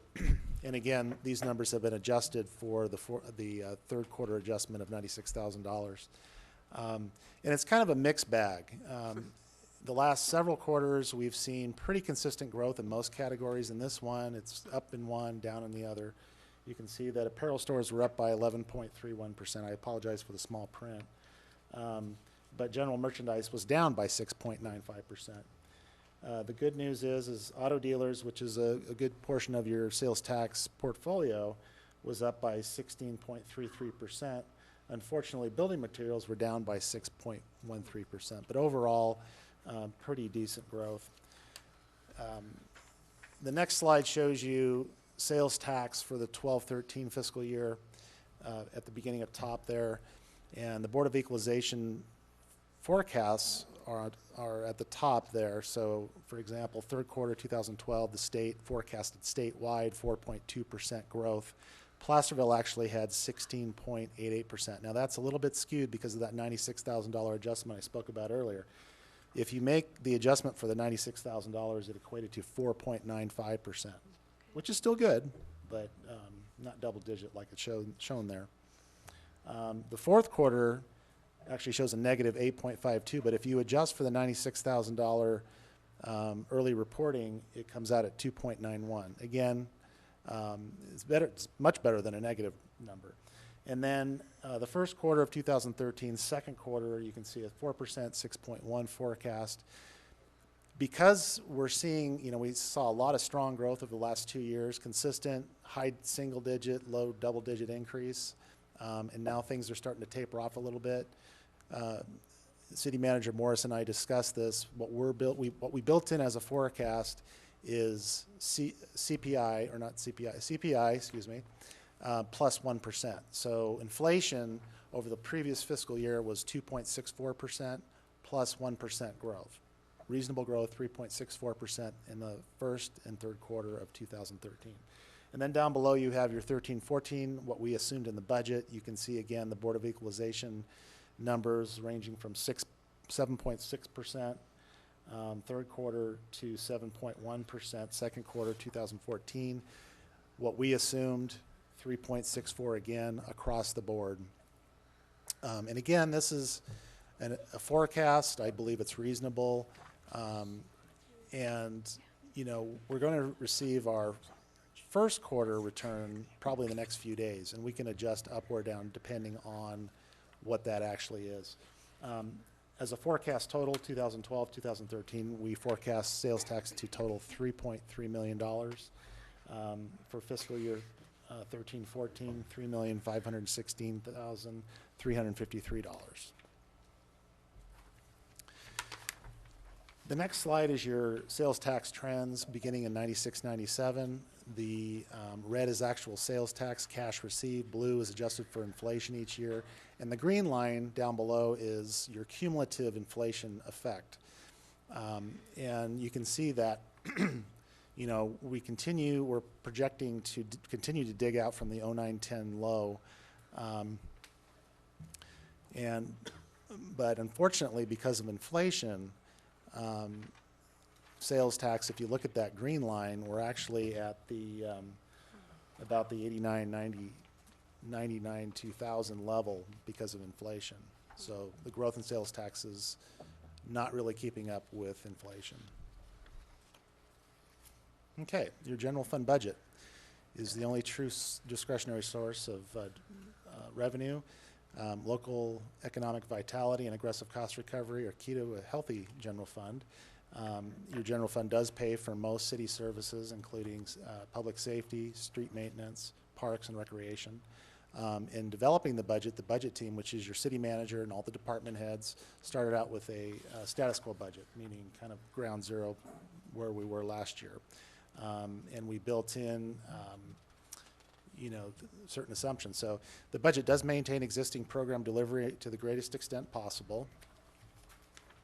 We did forecast, we looked at all your revenue sources and projected, like we did with sales tax, what we think we're going to get next year. mostly good news there. We also built in minimal amount of capital outlay or equipment, police cars, computers, those kind of things. Minimal conference training and travel expenses. We also built in a $75,000 contingency for unforeseen expenditures, for unforeseen costs. Most vacant full-time positions remain frozen, and there are a few exceptions, as we'll discuss in our ASLs. There's also an assumed partial restoration. As you know, employees are currently taking a 10% pay cut. There is an assumed partial restoration of that 10% pay cut. We are in negotiations. It's an assumption, and I'll leave it at that. Overtime was estimated at just basic health and safety related events only. The budget, unfortunately, does not assume any future set aside for retiree health. It's just pay as you go, as we've done in the past. It does assume increases in the actuarially based pension contributions. And what it is, the increase this year or next year, 13-14, equates to about a 1.86 of a cent on every salary dollar. And that's due to investment losses in 2008 as well as changes in actuarial assumptions by PERS. So you may recall in 2011, employees partnered with the city in implementing a less expensive pension benefit for new hires, and new hires are required to pay their full employee contribution. And in late 2012, the state passed Assembly Bill 340, which was the Public Employees Pension Reform Act, or PEPRA, which also is saving the city money. So, for example, these two measures are currently saving the city $152,277 annually right now. And as positions turn over, that number will increase. There's been discussion by the council regarding a reserve for economic uncertainties. You know, that reserve in the good years was much greater than it is today, and there's a desire to have that reserve level at about 15% of general fund expenditures net of transfers in. Staff will evaluate the general fund balance at year end this fall and make a recommendation to the council as perhaps transferring in monies to the reserve for economic uncertainties to shore up that reserve. The budget does assume the development services and police department reorganizations that we discussed at our budget workshop. And I really apologize for this slide. It's hard to read up close, but and City Manager Morris is going to help me with some of these, but essentially I'll start off with the police department. There was a need to restore a 4th sergeant position. For many years, the city had 4 sergeants. We currently have, well, we had 3. You actually authorized the 4th sergeant, and this assumes that continuation of a 4th sergeant, and because there was a need for additional supervision. And Mr. Morris, can you carry the rest of the item? Yeah, just briefly, and Chief Scott, if you want to add to this, you can. But we run 4 shifts in our police department. And for the past, I don't know how long now, Mike, we've run 3 shifts with a sergeant and 1 shift with what we call an officer in charge, which really, it's worked, but not worked well, is the way I would describe it. And it's been a consistent, ever since I've been here, request that we try and find a way to add this 4th sergeant position. And so I think it's critical, and it's one thing that we found a way to do that through some other changes that are also addressed in here, to add that 4th sergeant position back in so that we have proper supervision on the streets for each of our 4 shifts. So, Mike, do you want to add? Yeah, we actually were running with 3 sergeants for about 4 years. We definitely saw the need for supervision 24 hours a day. It definitely is now allowing us to provide constant supervision and actually putting more cops on the street in the long run. Thank you. And Mr. Morris, did you want to address the? Yeah, I can move on to the next one, which is part of making this whole thing work is moving from a 3 four-person command staff, which previously we've had the chief, captain, and lieutenant, to a two-person command staff, which is our plan to move to once we have hired the new chief, which we would move to a chief and lieutenant as the two command staff positions. Now, some of you may be wondering, and Mike, hopefully I'm okay saying this, but how do we get from 3 to 2? Mike is our current interim chief and is only doing that until we've hired him. He did not apply for the position, so he's not in the running for that. We'll have a new chief, so what are we going to do with the 3 positions? And Mike is looking at, we're working with him and looking at retiring over the next around 6 months or less. So that is how, through attrition, we will achieve that back to the two command staff positions. So, Thank you, Cleve. Mike, any additions to that? I could add, the reorganizations will allow us to, we're going to actually put more officers on the street, as I previously said. We will have an extra officer on each side of the week, which will we forecast to reduce overtime. Rather than putting officers in special assignments per se, we will be designating different officers for collateral assignments such as narcotic investigations, traffic enforcement, and school resource officers. So there's a couple of other things. Thank you. Thank you, Mike. The next position is actually an abolishment of a 0.46 FTE or half-time associate engineer. And we have a retired annuitant working in that position. It was meant to be a half-time position, but unfortunately the schedule of the employee that's working in there doesn't, he's unable to work a full half-time position. There's also the city engineer, Nate Stong, the demands of the wastewater treatment plan, as well as several of the grants he's handling for capital projects, in addition to the mandatory reporting that's required of the Development Services Department. There's a real need for a full-time associate engineer. And so what this proposal does is eliminates the half-time engineer, associate engineer, and replaces it with a full-time associate engineer. When we met at the budget workshop, we actually had an assistant engineer, which is a lesser expensive position. It would be someone that just got their certification. An associate engineer would be somebody that has experience, has their PE for some time, and could hit the ground running, and could really jump on some of these capital projects that we need to get done and give Nate some real help. So that's why we adjust. And the interesting thing is this proposal is actually a little bit less expensive, and that is because the cost recovery from this position is greater. The person will be more efficient, their rate's going to be higher billable, and overall it's a less expensive proposal. Dave, can Yes. I just quickly, I want to add to that a little bit. When we get to towards the end of this report, we're going to talk about capital projects that we have funded. And I think you will see that this position is very much needed to help us achieve those capital projects. We have a very aggressive list, a number of capital projects in water, sewer, especially, that we are recommending for approval. And we can't get it done without some assistance in our engineering department. So.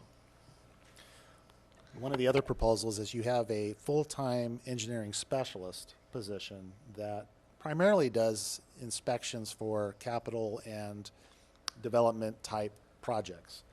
And that position has had quite a bit of capacity for that type of work.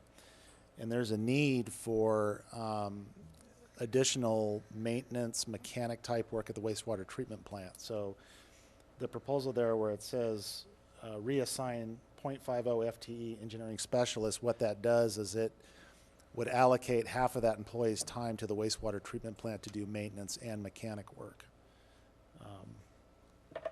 So the next item is the new donation program, and I'd like to hand it over to Steve Ewell, as this is his item.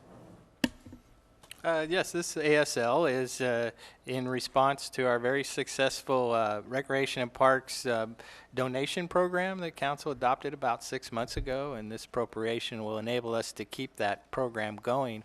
And for those who aren't aware of it, we now have a little gift catalog that city residents or the community at large can take part in. And if you see a need throughout our park system, whether it be a drinking fountain or a park bench, we now have a program to you can come in and donate towards that cause, and we can install a wide variety of different amenities. It goes through our recreation programs too. If we need kickboards at the aquatics complex, you can donate towards that. So it's just been a real successful program. The Placerville Seroptimus Club just gave us 3 new park benches for Duffy Park this week. So this funding will enable us to continue a very successful program.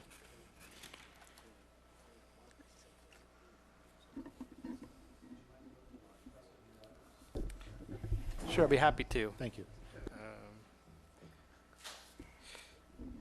The next one was the expansion of part-time salaries for personnel out at Goldbug Park, and this one's we're just a victim of our own success out at Goldbug. We just keep on adding more tours and more visitors to the park, and this will enable us to continue to accommodate all the different people that attend that wonderful jewel within our park system. The next one is in regards to the aquatic center and public swim. Just keeping up with the newest trends, we added a master swimming program and a competitive swim clinic, and our activity guide is now out. You can get to it from our website or here in the Recreation Parks Department. And so we added those new programs, and thank you to the county to help us expand our pool schedule so we could add some additional programs, which is kind of this good segue into the next one. As you may recall, the county did support our efforts over at the Aquatic Center, and we got a $20,000 contribution from them to extend the aquatic season. So that's indicated here. And then David, did you want me to? Yeah, thank you, Steve. There's also, and I believe Mr. Morris wanted to address these, a redefinition of your public works superintendent position as well as an assistant public works superintendent. So with that. Thank you, Dave. I think we briefly addressed it in our workshop that we had. I wanted to reiterate again what we're doing here is we're technically, how I see it, adding an assistant public works superintendent position. And we are redefining the superintendent position to require a higher level of expertise in that position. As you know, we have had several sewer spills this last year. And in addition to that, there's been some new regulations that have come on requiring us to testing in terms of our water system. And that's been a struggle, I can say at the least, for Steve Ewell and his department to get that going. It's been a burden on our city engineer because he's had to add his expertise to help try and get that program going. And basically, to let you know what it is any time that we want to flush a hydrant, run any water out of a hydrant or a tap or anything onto the ground, we have to dechlorinate that water and test it. Is that basically it? Steve, help me out there. Yes. So it's basically we have to make sure that the water that we're putting into the ground is clean water. Our drinking water that after we've run it out of a tap is still clean and going into the ground. So it's frustrating, but it's the law. That's what we have to do, and they're very strict about making sure that we are following those guidelines. And so this new position that we have designed, and we will be bringing back these job descriptions for you to approve probably at your next meeting, assuming that the budget is adopted, and identifying these new requirements that will will put us in line to have a qualified person that can supervise these new requirements in terms of water testing and sewer spill testing.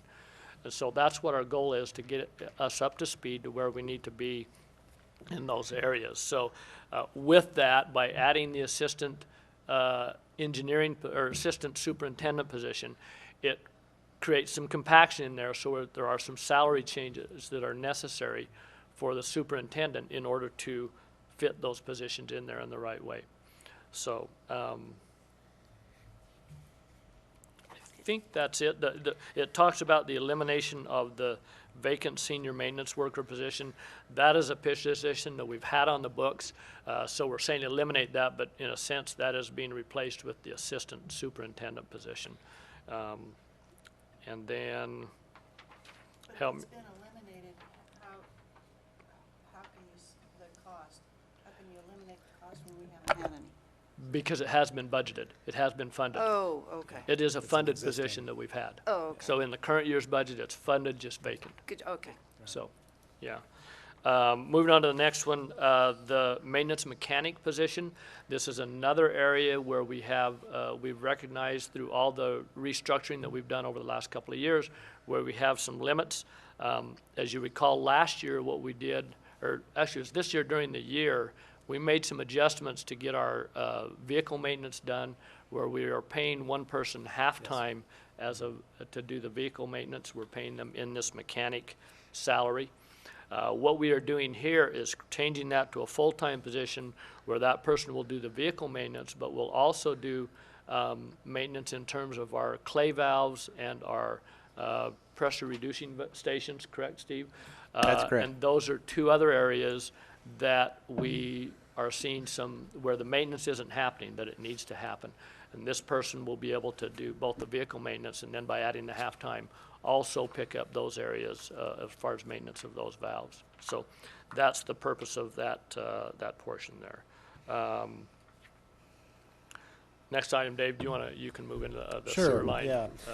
As you know, the city currently has maintenance workers on call on Friday, Saturday, and Sunday, and also holidays. What this proposal is to provide midweek on call, so Monday through Thursday. If there's an emergency, water line break, sewer backup, we can get somebody on the phone and have them dispatched out. And it just makes it easier and a little more fair for the employee to come out after a long day's work to do those services. This also, let me add, I'm sorry, Dave, is somewhat due to that new regulation which requires us to test if there is a water spill even. So exactly, if there's a water line break during the night, we have to come out immediately and test for that water. Correct, Steve? Am I stating That's that correct, Cleve, and there's a higher level of technical knowledge necessary. So it's going to take more people with more expertise when we have an emergency. Thank you. And the last one is the sewer flushing services. And this is Mr. Yule's item. It's a new item. This was not presented at the budget workshop. We thought it was important enough to bring it to you tonight. And Steve, did you want to address that one? Sure, I can briefly elaborate on that. Essentially, what we're trying to do is comply with our sewer system management plan and make sure that we're diligent in keeping our sewer system well maintained. And we have a major trunk line that goes right down Hangtown Creek, and we don't have the manpower or the necessary equipment to flush that in-house, and so we're hoping to contract out some extra help to help us with that main trunk line, and that will hopefully enable our staff to continue more routine maintenance on our other lines and reduce some of the spills we've recently had. Thank you, Steve. And I'd like to point out the total cost of these proposals is $227,880. It's $94,238 to the general fund alone. The offsetting revenue or cost recovery totals $94,254. So it's basically cost neutral to the general fund, and you can see the dollar amounts below for Measure J, water and sewer. A question, Steve, on the flushing service, is that using our equipment or the contractor's equipment? No, sir. It'll be using the contractor's equipment. We are going to supply traffic control, and they will be staging their equipment within our corporation yard, and I should have a service agreement before City Council within the next couple meetings. Thank you. Steve, along those lines, this is something that we have been doing in-house? I mean, when we can? We haven't done the trunk line because we don't have the equipment to do it, but we definitely do do some routine maintenance on our sewer system. So this is going to enhance our effort. Is this another mandate that this has to be done so? Yes, we're trying to get in compliance with our sewer system management plan. Thank you. I just have a general question for the general public. Can you briefly describe what a sewer flushing does for us? What's the benefit to us? Wendy, we can say it. Sorry, am I setting myself up here? What we're trying to ensure is that we don't have sewer backups. So this routine maintenance will cut through the roots and other gunk, for lack of better terms, to ensure that our collection system is functioning properly, and that we remain sanitary and cut way down on our spills, which leads to all kinds of regulations and fines potentially. So it's a really important part of our keeping our whole system healthy. Yeah. All right, thank you. No thanks to the council for their comments. Okay. All right, do continue, Dave. Thank you, Steve. Okay, the next slide is your general fund revenue by source. We already talked about sales tax. And these are, your adopted budget for 12-13 compared to fiscal year 13-14 proposed. And you can see that all other taxes were forecasting $754,300. And that's your property tax, franchise fees, business license, transfer taxes. Construction permits is self-explanatory. We do believe we'll actually do better than last year as far as building permits. Intergovernmental revenues, that's your vehicle license fees, your realignment money. We receive $18,000 for the new realignment, which we're going to apply to a police vehicle. It's also your police officer standards and training reimbursements that is applied to the conference training and travel for most of the police department's training and travel needs. Charges for services is anything from a recreation fee to engineering fees to a plan check. Fines and forfeitures, that's your vehicle code fines, abandoned vehicle, abatement, and parking citations. And why is that why is that so much less in 2013, 2014?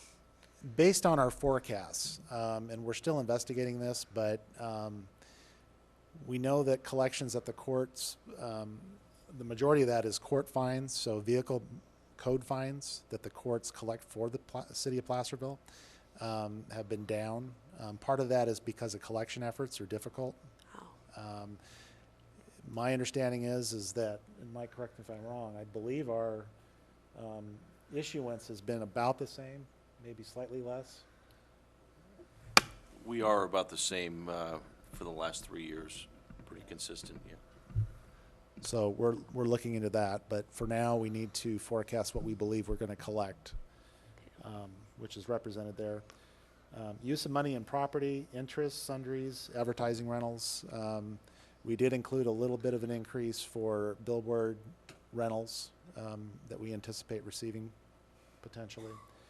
Other financing sources, that is overhead to your partially water overhead to water and sewer fund, as well as CIP cost recovery for CIP cost recovery projects. So the total is $6,767,120.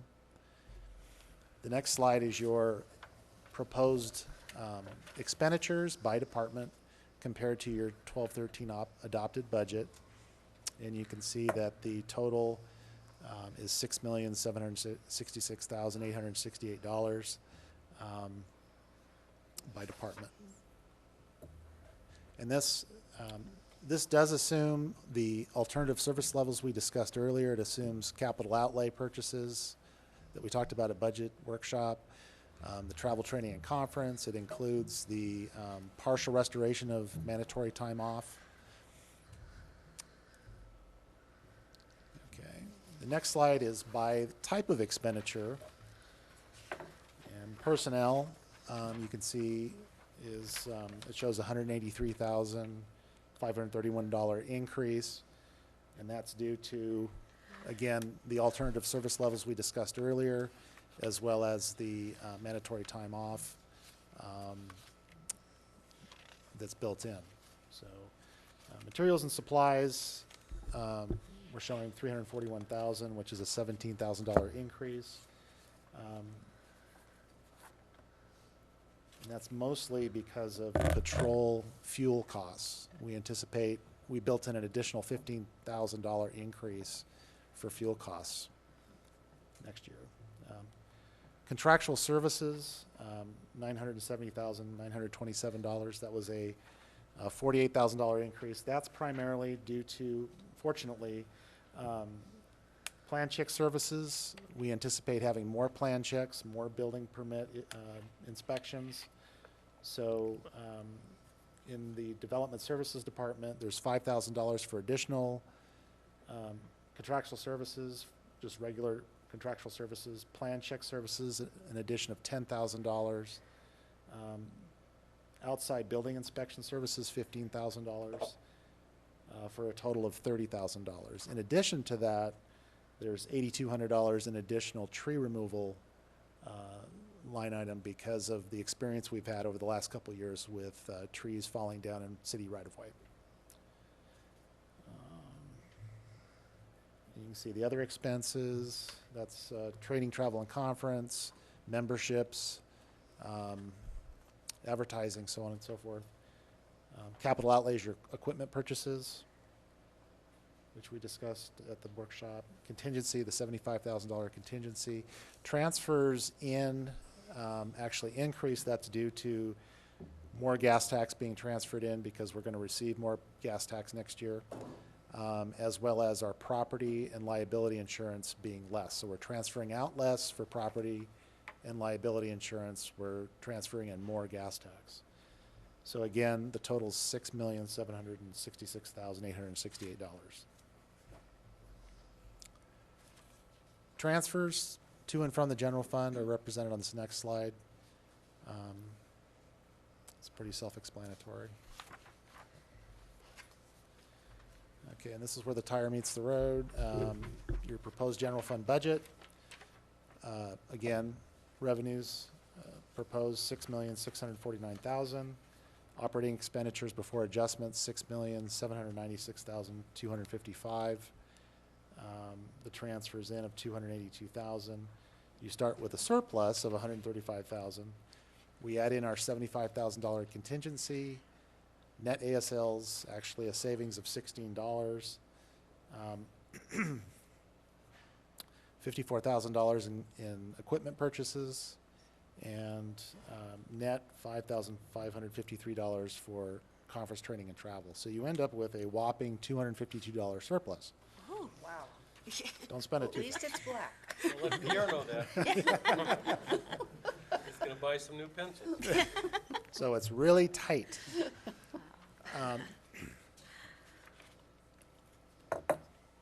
The next slide is really just a reminder where we've come from. In 06-07, on the left-hand side, you can see that our actual revenues were $8,386,136. What we're proposing tonight is $120, which is $1.6 million less than what we were collecting back in 06-07. Compounded on that, inflation between 2007 and today is about 16%. So we're actually down by about 35%. So you're providing about the same level of service with 35% less resources, just as a reminder. And again, your expenditures, $1.1 million less. Transfers, back in 07, we were transferring out net $111,000 for CIP projects. Now we're having to transfer in our gas tax and net of 282,000. So we're still not out of the woods, but we're doing okay. Okay, the next slide, your Measure J fund. The only thing to comment on here is, and I know Councilmember Patton will like this, we're transferring out $8,000, we're demonstrating anyway, $8,000 to our Reserve for Economic Uncertainties as a payback for the $137,000 interfund loan. We do assume, again, a partial restoration of MTO, as well as the police department ASLs mentioned earlier. And you end up with a $489 surplus in the end. Measure H. The Measure H committee met not too long ago and made a recommendation to the council, and it goes like this. Continue the current sewer charge discounts as they are right now through September 2013 utility bills, so the July and September bill. And they also, as they recommended to you through our budget workshop, evaluate the current discount program and provide the City Council with a recommendation this fall. I would pass on that the preliminary analysis of the discount, it's lost about 1 percentage point of value. So when you compare the current rates that were just adopted by the council as a percentage, it's lost about 1 percentile, if you will. The committee also recommended setting aside approximately $427,000 in fund balance until the outcome of the city's applications for the Water Conservation Grant, or CABI grant, and the CDBG grant results are in. And we also have a chance to evaluate the discount. So take a look at our discounts. Are they still equitable? Should we adjust and make a recommendation to the council? So that's something that we plan on doing this fall. They will bring back a recommendation to the City Council for the discount and also the use of that $427,000. The committee did appropriate $321,000 of current fund balance for the following projects, and they're listed below. There's the Sierra Tank Bypass, the Cedar Ravine Road Pressure Regulating Station replacement, Wiltsey Road Pressure Relief Valve, Ridge Court Water Pump Station replacement, Blair's Lane Bridge Sewer Line relocation, Schnell School Pressure Regulating Station relocation, and there was $45,000 left that they gave City Engineer Nate Stong discretion in bringing to you appropriations for water sewer projects. So $321,000 worth of projects. These projects are incorporated into your proposed CIP budget, which we'll discuss later. So your Measure H budget assumes revenues coming in $898,000, transferring out at the current level of discount. So if you maintain the current level of discount next fiscal year, that has a price tag of $471,000. That leaves you with a $427,000 surplus. And what we're saying here is, let's keep the level of discount through September. Let's evaluate those discounts, and perhaps we'll bring back a recommendation from the committee. And the $427,000 could be used to fund CIP projects and or sewer charge discounts.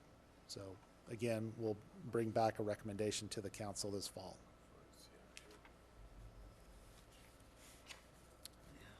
Okay, Sewer Enterprise Fund. This one looks funny because it has a large deficit, and there's a reason for that, and that is over the past 3 years, the city has set aside, by the end of this month, about $1.6 million in a sewer rate stabilization reserve. And the purpose of that reserve is to begin making our full 2006 SRF loan payments. And so knowing that rates would have to slowly adjust to that full payment, monies were set aside in the years in which our payments were low. We negotiated those low rates low payments.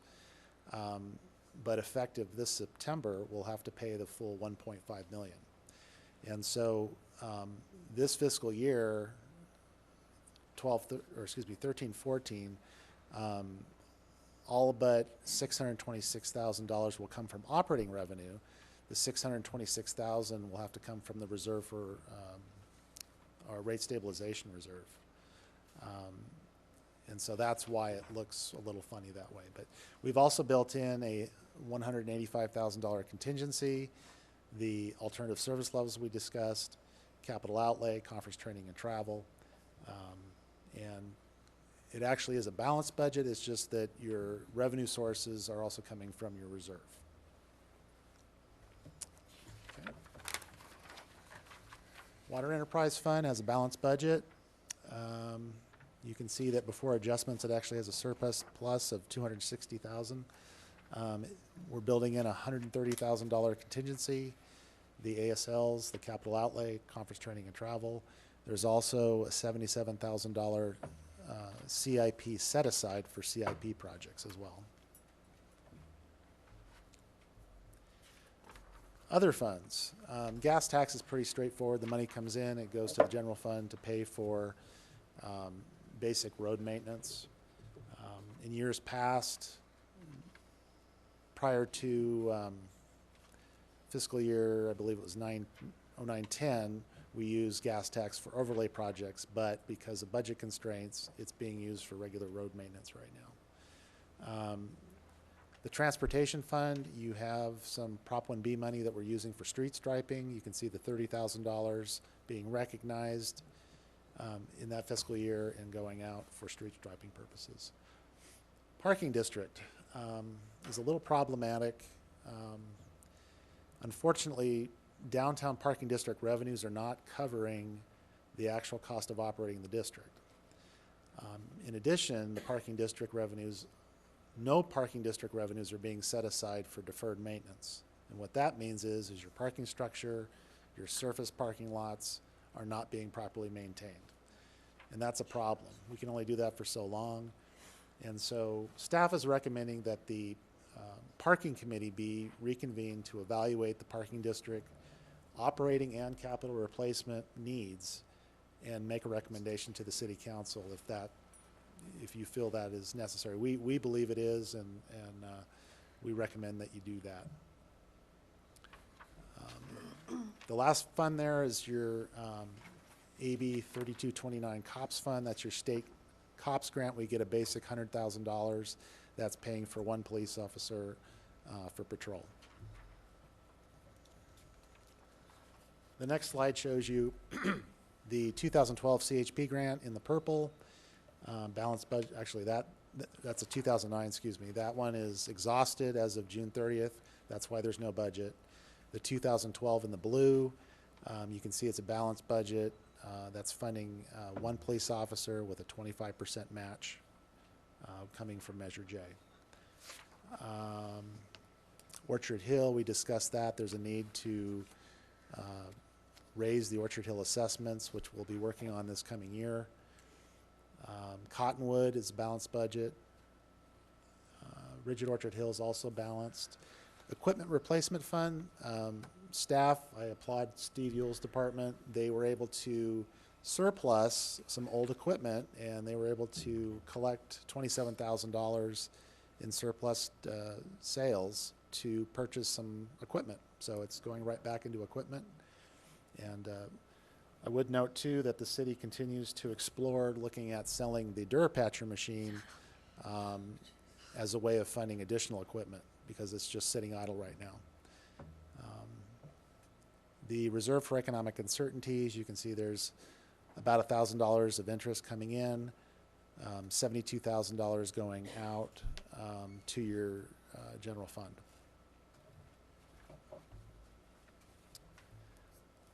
Okay, so your total proposed operating budget totals $16,203,131 in revenue and $16,429,141 in expenditures and transfers in.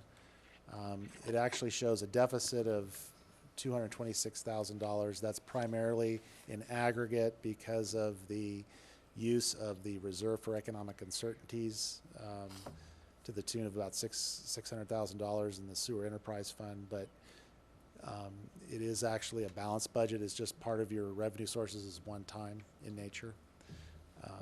So that's your operating budget in aggregate. Just as a reminder, we have 8 open sewer and water system repair projects in the hopper. And these projects, some of these are going to be going to construction soon. The wastewater lift station rehabilitation phase 3, that'll actually be constructed this fall. The Tunnel Street sewer line project is one that hasn't been designed yet, but it will be over the next few years. The water line replacement party, Big Cut Road, Sacramento Street, that's been designed. And you can see the other projects there as well. The Western Placerville Interchange Phase 1A, that sewer line has been, for the most part, constructed. Open transportation projects, again, 8 projects that are in the hopper we're working on. And I won't go through all of them, but you can see them there.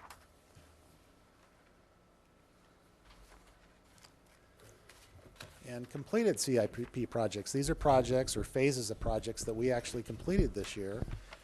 And Mr. Stone couldn't be here tonight, but he has a lot to celebrate. And so it starts with the Cabelac Road Class 2 bike lane design phase. That was completed all the way down to the City Hall roof, which is almost just about complete. By June 30th, it'll be complete. How's that? And you can see the other projects there. Okay, proposed projects. Dave? Yes. Back to the open transportation projects, are some of those eligible for grants? Is that? Absolutely. Okay. All of these, let's see.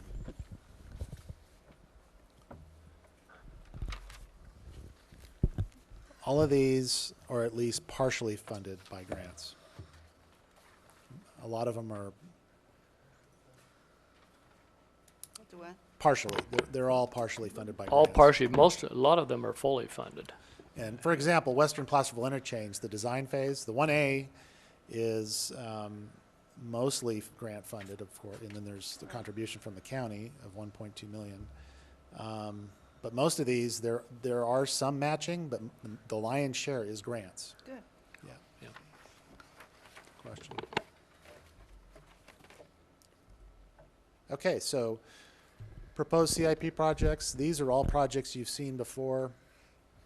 And Mr. Ewell, would you like to review your department's projects? Sure, I'd be happy to, Dave.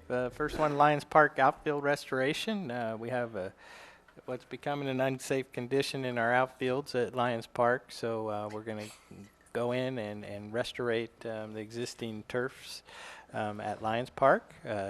Town Hall street frontage sign repair. As you walk out of the building tonight, you might want to take a look at the sign. We're concerned that it's going to fall off the building if we don't do something quick. So this one has been deferred. It's been on the list before, and it finally made it. So we're really excited about getting a new town hall sign. Pavement management system update. That's not our department. What else do we have? I think that money, pretty much, that's all of mine. Thank you, Steve.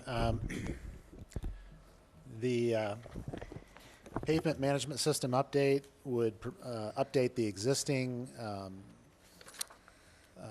document that we have, and it would also provide software that would provide the ability to maintain that document as well. And that totals $20,000. The Sierra Tank bypass is an old tank that's up off of Airport Road. Right now, it's really not providing any value, and it's deteriorating. And it's something that is a health hazard over time. Right now, it's not, but it could potentially become one. So we need to bypass that. That tank really served the city when we weren't pressurized. In other words, EID, it was gravity fed. We were treating our own water, but now that we're pressurized through EID, that tank is not needed. Just to add to that, Yeah. Dave, this project will actually bypass the tank, but then also remove the tank. It will be, taken out and gone. It won't be sitting there to wait to fall down years later. So they will take care of all of that. Thank you, Cleve. The Cedar Ravine Road Pressure Regulating Station is an old vault station that fills up with water. It's an unsafe condition for our workers, and it's a real problem. They have to basically drain it out before they work on it, and it's not a safe condition. So that's one that Measure H committee recommended in funding, as well as the CR tank that was mentioned earlier. The Wiltsey Road pressure relief valve replacement is it's just a basic replacement of the pressure relief valve there. Ridgecourt water pump station, I know Steve's familiar with this one. It's one that serves a cluster of homes that when the power goes out, they don't have water, and when the power comes back on, the pump doesn't just fire right up. We actually have to send staff out to reset the breakers and get the thing going again. So again, it's antiquated. It needs to be replaced. It's kind of an embarrassment, actually. The Coloma Street, Conrad Street, Cottage Street area water line replacement is the project that there are sections of that neighborhood that have 1-inch service to Maine going up the street that we're pursuing a CDBG grant for, and we still haven't heard the results of that grant. We're hoping in July we'll have an answer on that. And that's one of the reasons why the committee held off in making a recommendation for that $400,000. If that grant falls through, they want to take a look at least partially funding that perhaps, as well as the CABI grant that you know about as well. The last item is the Schnell School Road Pressure Regulating Station.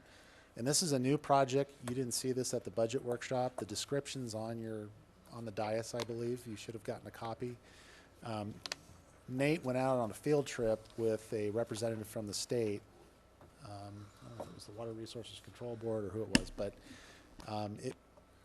it was real clear that we need to do something with this pressure regulating station. It's in the street, so servicing it is problematic. And the way it's positioned, it tends to collect water, if I'm not mistaken. So again, this is something that is important. It's a health and safety issue. Measure H committee was interested in funding that project through Measure H revenues. And, so you can see that your proposed CIP project list totals $906,300. Any questions on that? And finally, I'd just love to have a money tree someday. But seem to find it. Wouldn't we all? Is that on our recommended plant list? I think it Yes. is. I think we need to add that. Money tree. That concludes my presentation. Thank you very much, Dave. Appreciate it.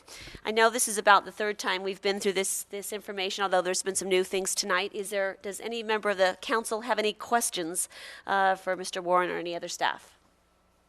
No? All right. At this point, I'd like to open the public hearing for the budget hearing on the fiscal year 2013-2014. Does any member of the public have anything they wish to speak on about the budget?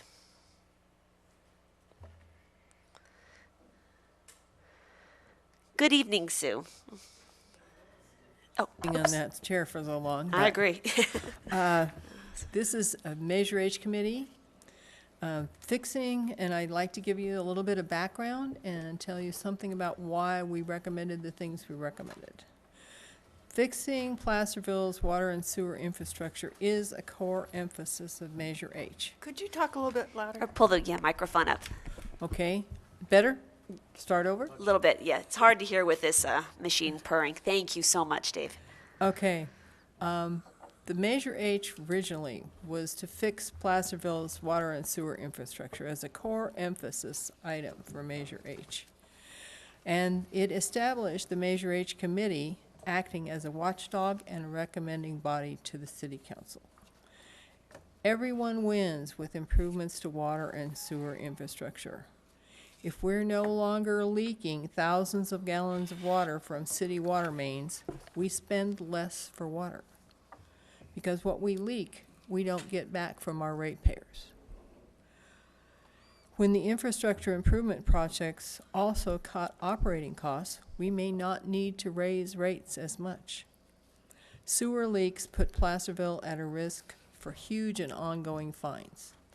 And neglected infrastructure resulting in wasted water equals wasted money. Measure H was passed to contribute to fixing these neglected infrastructure problems that were not addressed by previous councils. No one knows the ultimate outcome with our sequestration or its effect on local grants and their funding. My personal opinion is we need to be prepared to be as self-sufficient as possible. If we get grant funding, wonderful. But we need to fix our water, sewer, and systems with or without grants. Because there are several unknowns going forward, the recommendations before you from the Measure H committee allow for some flexibility to meet the future needs of our infrastructure. Thank you so much. Any other member of the public wish to speak on that? With that, I will close the public hearing and bring it back to the council for further discussion and action.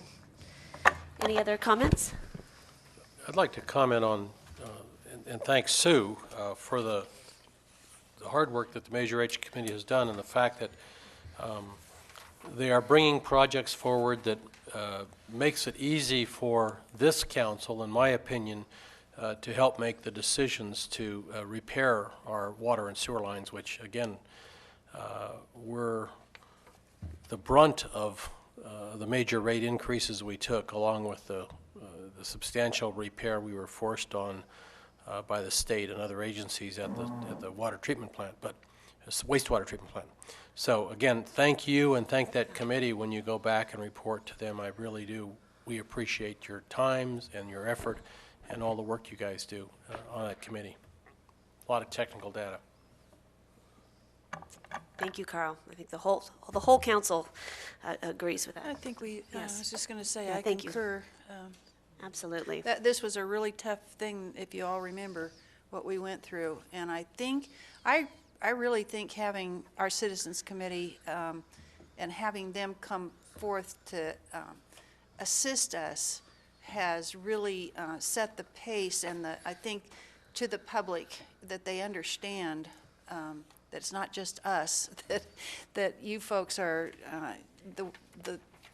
you're lending your expertise to, and all of the studying that you're doing, and you've proven that we were behind a rock and a hard place, and we had to go for it, and it wasn't a great thing that we had to do, but by having Measure H, the public came forth and helped us out, and it's all beginning to show that it was all worth it. So I appreciate all you're doing too.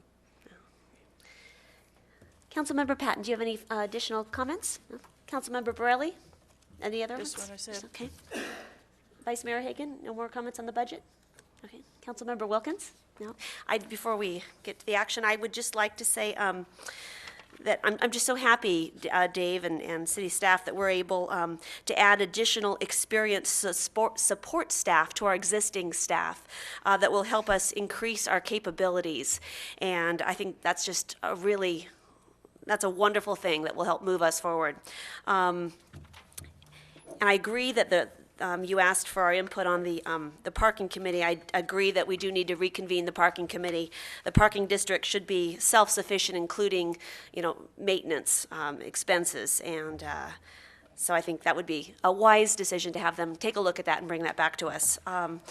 And basically, I think our city staff is doing a fabulous job with the money we have. We're basically, you said we're basically running our city and the services at about a 30% less revenue than we were doing in 2006, 07, and doing a marvelous job. Delighted that we are able to partially restore the mandatory time off that will not only help our staff, but increase our service availability to the public. So all those, we're moving in the right direction, and that's darn good to see. So happy about all that. Wendy, I wanted to ask a real quick question. You were talking about the maintenance for the parking, and how we're not, is this something that maybe we could, like, call for volunteer help, that we could do a project like that? Is it something that the public couldn't do, or? Talking about like maintenance? A lot of it's as simple as like in our, not talking about the garage, but other parking lots, we need to overlay those parking lots. They're falling apart. Oh, yeah, And right. so those are things like that, the major things that we're looking at are not things They're that not volunteer things work that- could do, okay. unfortunately. I mean, there may be some minor things. For example, there's, graffiti in the garage that could be, Well, it's those kinda- walls could be I painted. didn't think Some about of that, those yeah. things We could have a maybe paint could party. be, but- We could have a paint Yeah. party, yeah, you bet. Some of those things that may be possible, but there's Yeah. some major things in terms of, I'm saying asphalt paving, especially in our parking lots, that would require work to be done, not volunteer. So. Okay, great. All right. Do we, Let's see, what do we need on this? what do we need on this? Nothing. All right. That's just public hearing. Okay, so I did close the public hearing. All right. With that, we move on to a discussion action item 11.1, adopt economic development strategy for the city of Placerville as recommended by the Economic Development Advisory Committee. Mr. Morris. Thank you, Mayor and Council. As you recall, we had a joint meeting with the Planning Commission and the Economic Development Advisory Committee to review the goals and objectives, mission statement, and vision statement. That was done on April 22nd. We took the results of that back to the Economic Development Advisory Committee and made adjustments based on those notes. In your packet tonight, you have the meeting notes from that meeting, and then you have recommended changes to the goals and objectives attached also based on those notes. These went back to the Economic Advisory Committee on May 17th, and they have recommended approval of these goals and objectives. Obviously, there's still a lot of work to formally approve the whole strategy, but they want to make sure that we're in agreement on the goals and objectives as they move forward with the specific strategies to accomplish these objectives. So with that, I don't know if do you want me to walk through each individual item, or do you want? I think we've read them. That's fine with me. Yeah. I don't need to. No, I think we've read them. So, does any council member have a question for staff at this point? Okay. With that, let me open this up for public comment. Does anyone in the audience wish to comment on item 11.1? Please come forward and state your name again for the record. Hello, Sue. Hello, Sue Rodman. One more time. I think that most of the things that we have done with this look good. I still would like to see us take the next wave stuff out and just change it to getting ready for the future or something about the future. The next wave is going to become the last wave as we move forward anyway, so it just is a piece of jargon that I'd like to see us just go for. We're getting ready for the future. We're moving into the future. The other thing I'd like to drop is the use of the term cluster. We've seen the use of the term cluster in other not so complimentary terms. So I'd kind of like to see us just, it's an industry. Let's leave it at that instead of calling it a cluster for medical.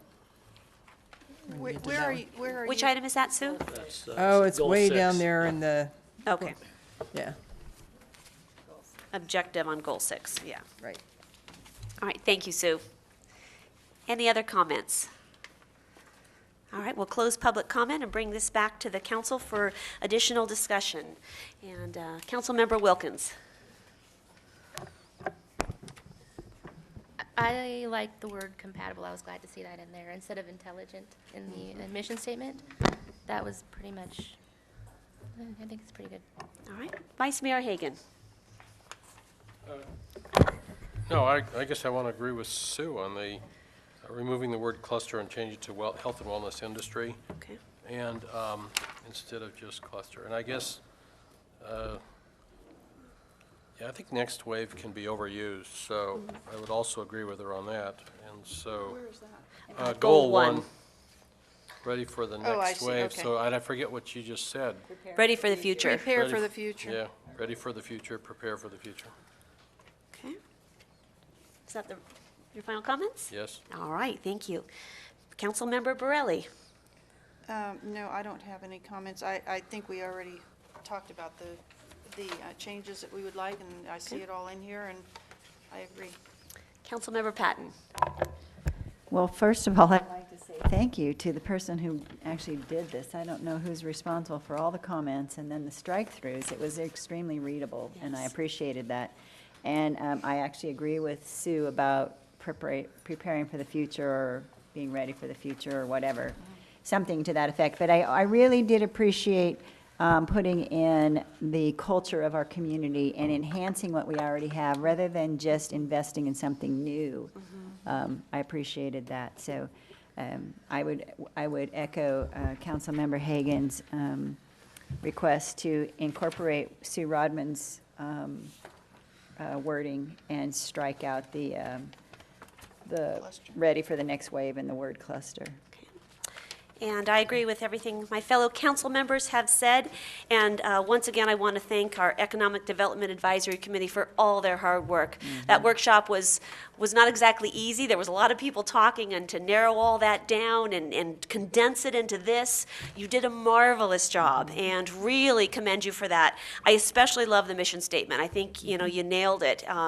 That was just really nice based on all of the comments that were given. So just well done, and thank you, and look forward to seeing what comes next under strategies. In addition to the other comments, this is just a very picky thing, but on item goal 2, on the objective, rather than the word implementation, I think we need the word implement, because we are to develop a united community tourism direction and implement a tourism marketing promotional strategy. We have a noun and a verb going there, so that needs to be the word implement instead of implementation. Other than that, I agree with everything that's been said and look forward to moving forward with this. So with that, do I have a motion? So move. Second. All right. Did city staff get the, do you need us to spell out You once want me again? to repeat the whole thing? No? No, that's fine. Okay. We're I don't good. see any reason to. Yeah, I mean, it's written we've down. got it. I've got it. It's been moved by Councilmember, was it Patton? Borelli. Borelli, and seconded by Councilmember Patton. All those in favor? Aye. Aye. Motion carries. Thank you so much. All right. We are now on item 12, council reports and requests for future agenda items. And let's start with Vice Mayor Hagan. No surprise. I attended well, let's see, last Monday, the 3rd, El Dorado Great County Transportation Commission. I should know, I'm the chair. So I attended a meeting with staff, updating myself on the future agenda and some work there. Attended the Wagon Train Main Street and also spent a day with the police chief interviews last Friday. I was out of town for 4 days also. All right. Thank you. Councilmember Wilkins. I participated in the chief interviews also on Friday, and we have good candidates. It's going to be exciting. We're going to get somebody good. And something that I've been doing every single day from my iPhone and my iPad and my computer is I have been clicking, and it's fun, especially the first time you do it, because you could like see the little breakdown of like the United States, and you can go to our section. So just do that. And I know everybody has more than one device, so just click, click, click. Just make it a routine until what, the 30th. And what was that website? Go. Paintwhatmatters.com. You know, it's all over Facebook too. I mean, everybody's posting links, so it's like it's even easier because you're on Facebook. Oh, click, click. That's it. So You go, girl. Thank Yeah. you very much. That's wonderful. We can win this. Councilmember Borelli. As a member of SEDCOR, it was El Dorado's turn to host, and we had planned on going to Lake Tahoe, but Superintendent Santiago wasn't, they had budget scheduled for then, and so we had to change it, and I'm happy to say that I think we did a really good job. We ended up at the Department of Agriculture, and she brought in the current CDAC group, four members who presented our program, and I tell you, there were a lot of people writing things down telling about how they have what they've done so far. And we had provided lunch, and anyway, it was a really, I thought, a very good meeting. And I also participated in the candidate review for police chief and attended wagon train, all three, on that hot day. Thank you. Councilmember Patton. Thank you, Mayor Thomas. I also did the police chief interviews and was really impressed with the candidates, and I'm sure we'll get one good one out of those. It was a really interesting process. I'd also encourage everyone to go to the fair this weekend. It's one of my favorite things. Unfortunately, I was unable to get to the wagon train, the first one I've missed in many, many, many, many years, but the fair is something that is near and dear to my heart, and I'm looking forward to the Studebaker races once again. But I'd also like, one of the reasons that I ran for office was because I have a grandson now that lives in the city limits of Placerville, and today is his 2nd birthday. And so I would just like to say happy birthday to my very special grandson, Tristan Albert. Aw. Happy birthday, Tristan. In addition to Wagon Train, which I really enjoyed, and the police chief interviews, Vice Mayor Hagan and I had a really wonderful meeting with Sheriff D'Agostini about a week and a half ago, and talking about the proposed relocation of Hangtown Haven. And he was very supportive of the idea, and that was really important, that the El Dorado County Sheriff see the potential of this new site. So really enjoyed meeting with him. And this next week, we have meetings set up with a couple of the Board of Supervisors to also go over that. So we are moving forward boldly, and I understand Wendy at the Mountain Democrat toured the new site, and several others. So we're continuing to meet with people that are, as we explore the relocation of Hangtown Haven. So item number, also one last thing. I would just like to thank our entire city staff, who has been very patient and gracious with a very hot city hall this last week, as our air conditioning and the roof repair has been under wraps. So I can only imagine. I stayed away from the 4th floor, and I heard the 3rd floor was even worse. So thank you all for your patience with that. It was most appreciated, and I'm sorry the week was so hot. Why couldn't it be this week, right? All right. There's been no items pulled from the consent calendar, city manager, and staff reports.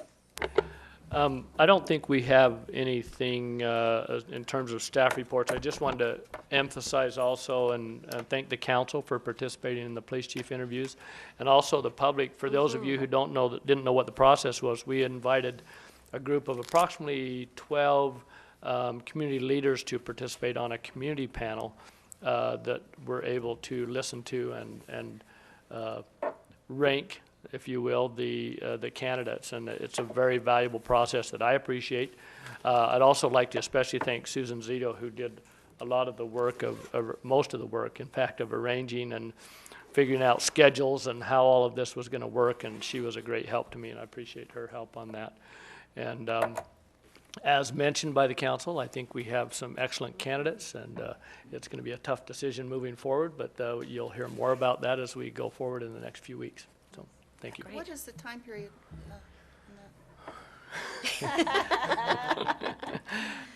Sort of. I think that we will be prepared to make an offer within about the next 2 weeks. There is quite a process we have to go through. Once we make an offer and get an accepted offer, we then will go into a background check, which will probably take at least a month, maybe as much as 6 weeks to do. So we're still a ways away, and that's the reason for that, is the background check is fairly extensive, and we want to make sure that we're clear on that. So that's kind of a timeline. We hope to have someone on board early August is what we're looking for. Oh, great. So. That's good to keep in mind. All right, well, we have a lot scheduled for our June 25th meeting. We have a Western Placerville interchange change order, Cambellac Road plans, zoning ordinances, Placerville Drive bridge agreement, Proposition 218 certification, budget adoption, award of bid for financial auditor. Holy mackerel, should we start now? And job specifications for Public Works Department. So, all right, with that, we will adjourn to the next regularly scheduled council meeting on June 25th. Closed session 5 p.m., 6 p.m. closed regular session. And with that, we are adjourned. Good night, Placerville.